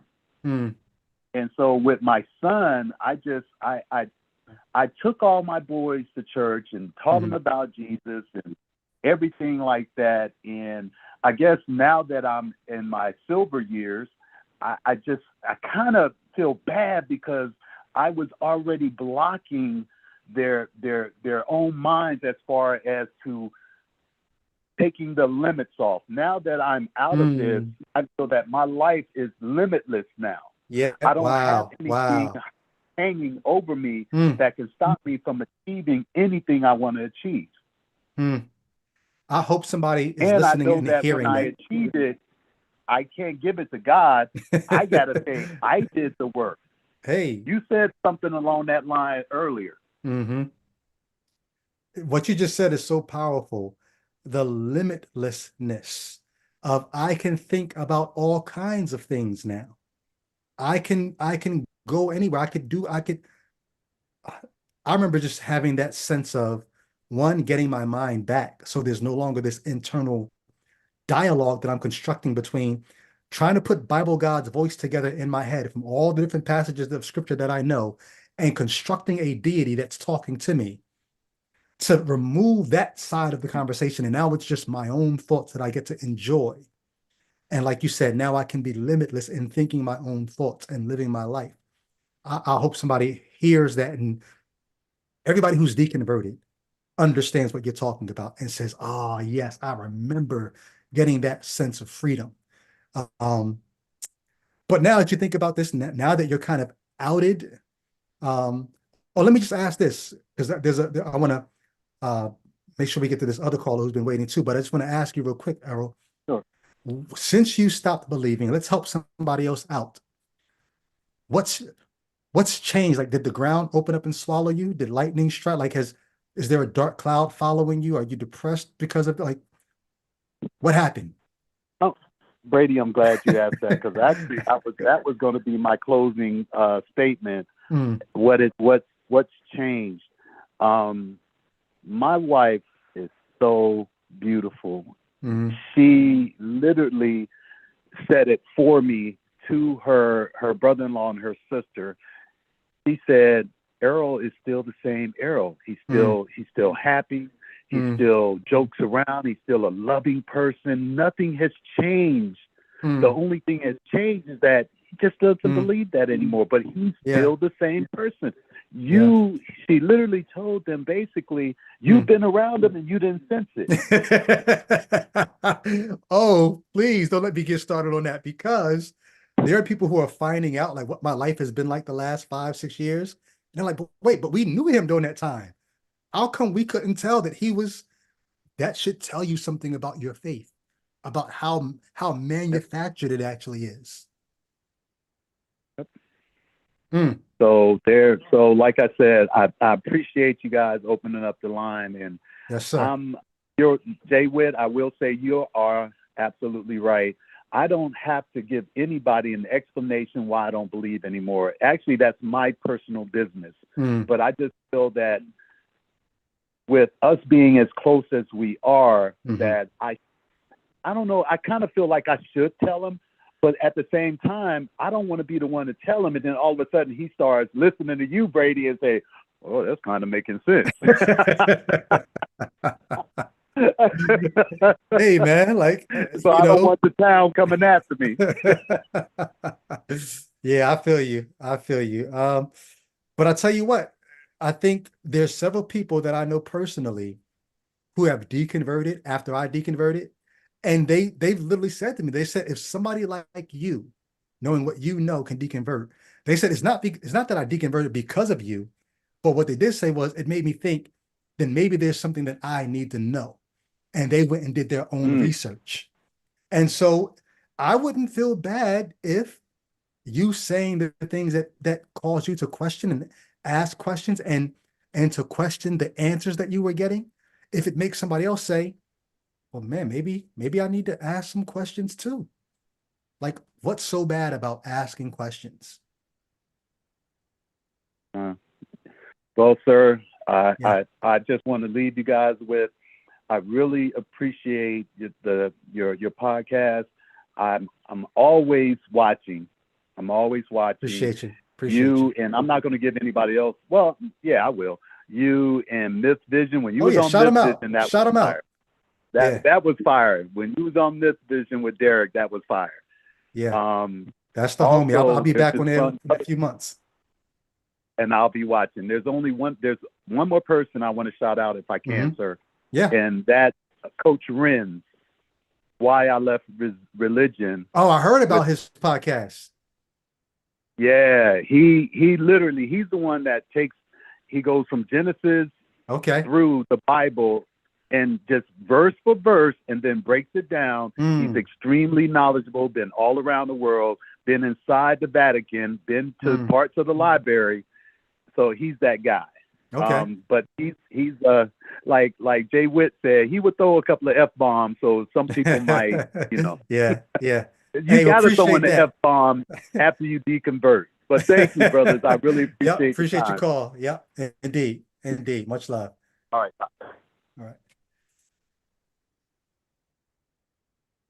We try to not hold you guys for too long. We're typically on here for an hour and a half, but I do want to get to this call from Kevlar, who's been waiting. Jay Witt, is it cool we take one more call? Yeah, for sure. Okay, I'm gonna let you do most of the talking since I did a lot of the talking with Everett, all right? That's fine. Okay. Whatever you feel. Kevlar called him before, right? Or am I just recognizing him from the chat? Hey, can you guys hear me? Hey, what's up, Kevlar? Yep, yeah, he did call him before. What's happening, guy? Yeah, doing well, thanks. Oh, and actually, I'm sorry, we do have one more waiting that we're going to get to. For anybody who, if you're that other call, I see you. We're going to get to that. But what's up, Kevlar? Doing good. I tried to look for you on Facebook. I think I saw your Christian account when I Googled it, though. Is that your old one, I'm guessing? I think I got 3 accounts, but it's the one, it's Fanatic Goodwin.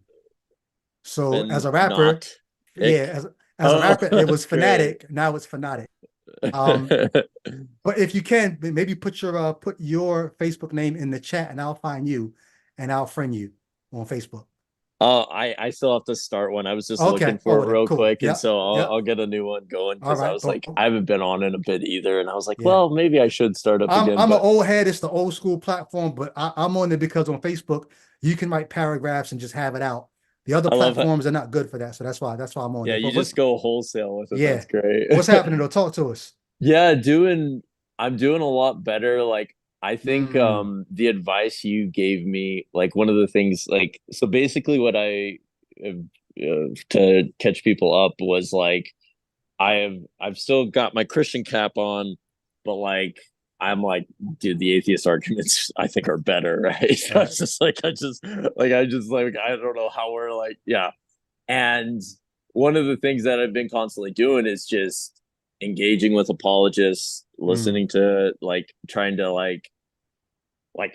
I'm like I'll be honest, I want it to be true, right? mm-hmm, And when you brought up a point that I was like, oh my gosh, I never realized. You were basically saying like you can do that, but you're just going to be constantly fighting. You or them will be frustrated, and that mm, has been going on. mm, And it's like I remember I was listening to this Harvard psychiatrist, and this is probably not equivocal, but it I don't know. Maybe it's my pareidolia that you were saying. So, mm, but he had this patient, and the patient was asking him like, "Hey, how do I know if I'm gay?" Right? He didn't know. mm. He was having and basically the psychiatrist was like, "Well, what makes you aroused?" Right? Like, Mhm. and the person was like, Mm. "Oh, that's how you figure that out." And I think that's how I feel with you, where you're like, well, Mm, you're constantly getting in fights with people all these times.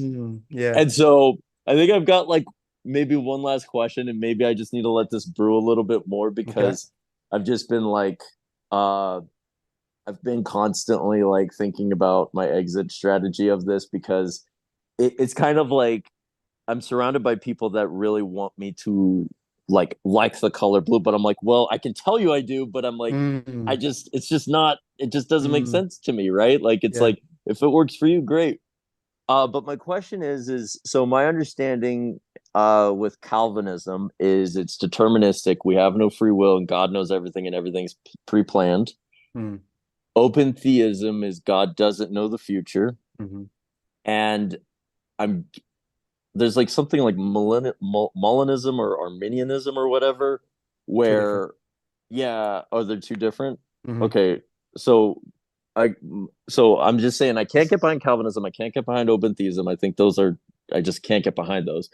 But the beliefs that are like, okay, God knows the range of decisions that we can do, but we still have free will, Mm. but he knows what we can do. I guess like my question to those Christians, if they say that, like, what do you think a Christian apologist would say if I asked, okay, if we have free will, that means that all of our beliefs are basically being held by men 2,000 years ago who had the free will not to write the New Testament, Mm. and God still pressed go. Mm. My question is, what do you think they would try to say to like get around that? Does that make sense? David, can you pull uh a thought there, or do you need more? I might need a little more. I would first have to fully understand what he's saying. So he's saying we don't. Is he assuming in his question that we don't believe certain things that these people wrote?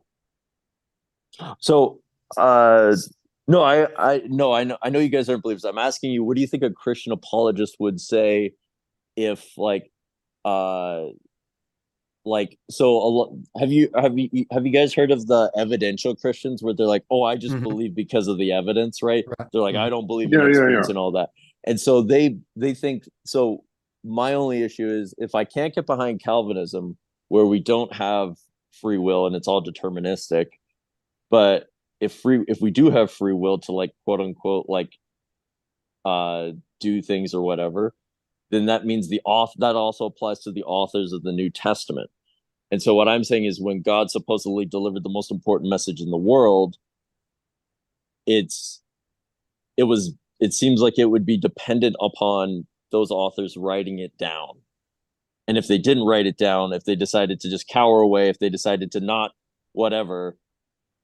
Who know, like if Paul didn't do what Paul did, which was pretty much the main superhero of keeping Christianity going, that would have been it. Or do you think, is this just not making sense? Yeah, well, I think that I mean, there's a sense in which I would take the Pauline approach to this from Acts 23 when he knew that there was a group of Pharisees and Sadducees that were trying to conspire to get him locked up. And then he puts out a question that he knows he's going to disperse the crowd because it's going to cause infighting. Basically, he didn't take either one of their sides exactly. Well, he said he was a Pharisee and he believed in the resurrection. But the idea here is neither of these views, the views you've gone down and given me choices from, I mean, they're all, it's like, it's like telling a person who says, I don't like chocolate. You say, oh, do you want the chocolate cake or do you want the chocolate lava? I don't want any of them. I don't want any of the. I don't want any of the options. Like you know what I mean? It's like, hey, when I was a Christian, I went out a Calvinist, but that wasn't appealing to you. So my former believing self would have disagreed with you now. My now non-believing self doubly disagrees. like because I don't agree with my believing self, and I definitely don't believe in any of these stuff. None of the other options. I already had dismissed the other options as being a possibility as a believer. And now that I've dismissed the option that I held to, which was that of a Calvinist, none of them, I don't find any of them to be appealing at all. So I don't really know what to say to a person who finds some solace in the free, quote unquote, agency of individuals within that scheme, because I think it's all a bunch of, go ahead. No, well, that's like what I'm trying to like, that's what I'm basically like kind of weeding out, I guess, is because I'm like, I used to kind of, I would say like, what I used to say is like, well, God knows the future, but like, we still have free will in that, or God may not choose, he may not know exactly what we do every time or whatever. And I'm like, okay, well, if it's not God knowing what we're going to do, it doesn't make sense that his message relies on people to deliver it or to continue delivering it at some point, because it would make sense for God to solely deliver it. Then the whole like, yeah, we can freely accept it or not at that point. Was well, okay. Yeah. I think I have the advice. I think I have the advice. Get yourself a good I don't know. You like beer? Yeah. Find your favorite beer. Get yourself a good beer. Sit down on the couch, put on a good movie or something, and live. Because honestly, when I was in the faith, that's what I've been doing. I have journals that I used to write, and I'm going back and forth with myself mentally. You're actually putting yourself through a certain amount of anguish, even thinking about it. This is totally unnecessary. So the one thing I regret, I guess you could say, what would you say, Jay Witt, to me now as a non-believer in terms of what do you regret? What do you regret not having done? Well, I regret having wasted so much time contemplating things like what you're thinking about now. So now that you're in there and you have the opportunity to, we're starting a new year, even though that's a sort of arbitrary marker, whatever. You're at a point at this stage where you've seen enough. It's like what I referred to earlier, where it's like there's enough adjacent nonsense to these larger philosophical questions that even if you don't get them right, you can make an educated guess that none of them are of any consequence. So on the basis of the fact that the text, even I was thinking we should maybe propose to do one on the on inerrancy or infallibility, just so you could just really like expose people to what they believe. If you think this text is inerrant or infallible, and at best case scenario, you have a corrupted text in your hand on some level, more or less. That might not bother you. You're like, oh, well, we got enough of the kernel of salvation. Okay, now you have the problem of the scheme of salvation, which is totally incoherent and doesn't make sense. It just doesn't. You can't. And they admit it. The text admits it. It's foolish. They say he's used foolishness to say it. So they're telling you up front, it's not supposed to make sense, and that's supposed to be your vaccine. That's supposed to render you that innocuous. It makes you innocuous to any sort of thought process that would challenge the foolishness of it. We were talking about that last week. All right. So now you got bad science, corrupted text, and the sleight of hand that presents you with something and saying, okay, people are going to call it foolish because they know it's foolish. So you look at these things, you put it together, you say, hey, it looks like a duck, quacks like a duck, and then some third other category, sort of semi-flies like a duck. It's a duck. Like, dismiss the entirety of it and just let it go and drink your beer and watch your show and just get on with your life. Stop pulling your hair out about something that is literally not of any consequence. It's like, I think that's maybe of more consequence is whether or not the Trojan War actually occurred.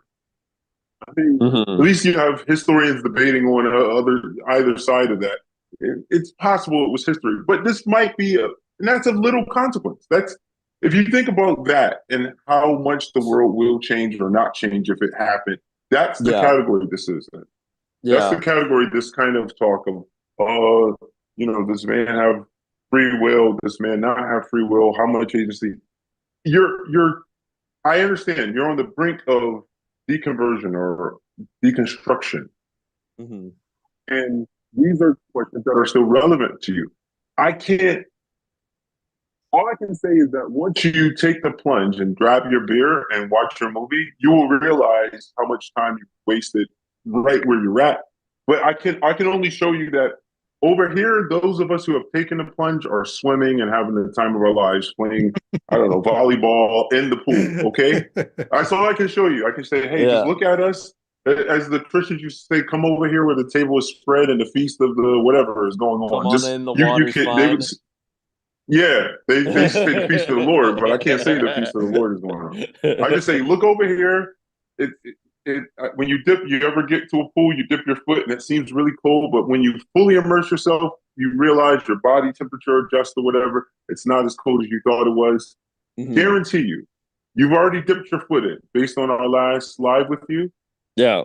And when you jump in, it might be a shock initially, but you're going to find that this is the best decision you made in your life. That's all I can say. Let me just add on that. It was back in the 1800s when it was actually theologians, Reformation, I think theologians, who were looking back at the scholastics in the Middle Ages and sort of mocking the kind of issues that they would debate. And one of the things they would say is these people sitting around debating how many angels could dance on the head of a pin. Yeah, I've heard about that. Right. Yeah. These are theologians mocking the scholastics for just the kind of things that you can.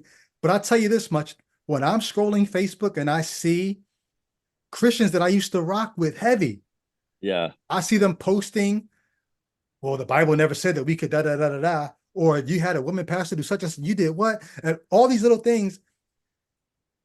You have no idea how trivial all those issues become when you deconvert. All of the things that you used to spend all your time, you would see the post and you would dive into the comments and you would be 50 comments deep debating whether or not some esoteric theological thing is true. Yeah. You deconvert and you realize how much none of that stops the world from spinning. You could figure out none of it and life would go on. Unmolested, unhindered, because it doesn't matter. It doesn't matter the way you think it does when you're in the faith. What did LeVar Burton used to say? He said, you don't have to take my word for it. Like, just give it a shot yourself. Give it a shot yourself. And like another thing too is like, it's also like I've had a couple of friends, like I remember I had my friend, he was like telling me, yo, I got this job, it's going really good. And he's like, it's all God kind of thing. And in the back of my mind, I'm just like thinking, okay, I know like immediately I could just like explain why this isn't, but I knew it just wasn't the right moment to. Yeah. And also it's just like, and I even had a friend too. His wife was pregnant with twins, and one of them passed away in the womb, right? Mm. And he's like, well, God is good and like helping him and all that. And I'm like, and I just like, I don't want to like, you know what I mean? I'm just like, Yeah. okay, like time and place, right? Yeah. And so it's like, it's one of those things where, yeah, I feel like I've been like kind of waking up, but it's not something I'm worried about, or I'm Okay. like depressed, like, oh, like I wasted all this time. It's like, dude, let's get to work, Anyways, Yeah. that's all I I wanted would to say, say. I would say just, Kevlar, just try, give it, I hate saying this because I don't typically try to advise people what to do with their lives in that way. Yeah. You seem to be so far along with this. Just see how it feels to live kind of as a non-believer for just maybe a Mm. week. Give yourself a week. Say, hey, I'm going to put all these debates down for a week, or 5 days Yeah. or something, a work week, and I'm just going to go on, no prayer, no nothing, and see how you feel. You might find that it works. If this is the first time I've ever said something like that to someone, but I think you are in that position. I know there's somebody waiting. Is he still waiting on the line? No, the call hung up, but we have been going on He hung up? for 2 Okay. hours now. So, All right. Well, anyways, Yeah. thanks again, guys. You guys have a great night.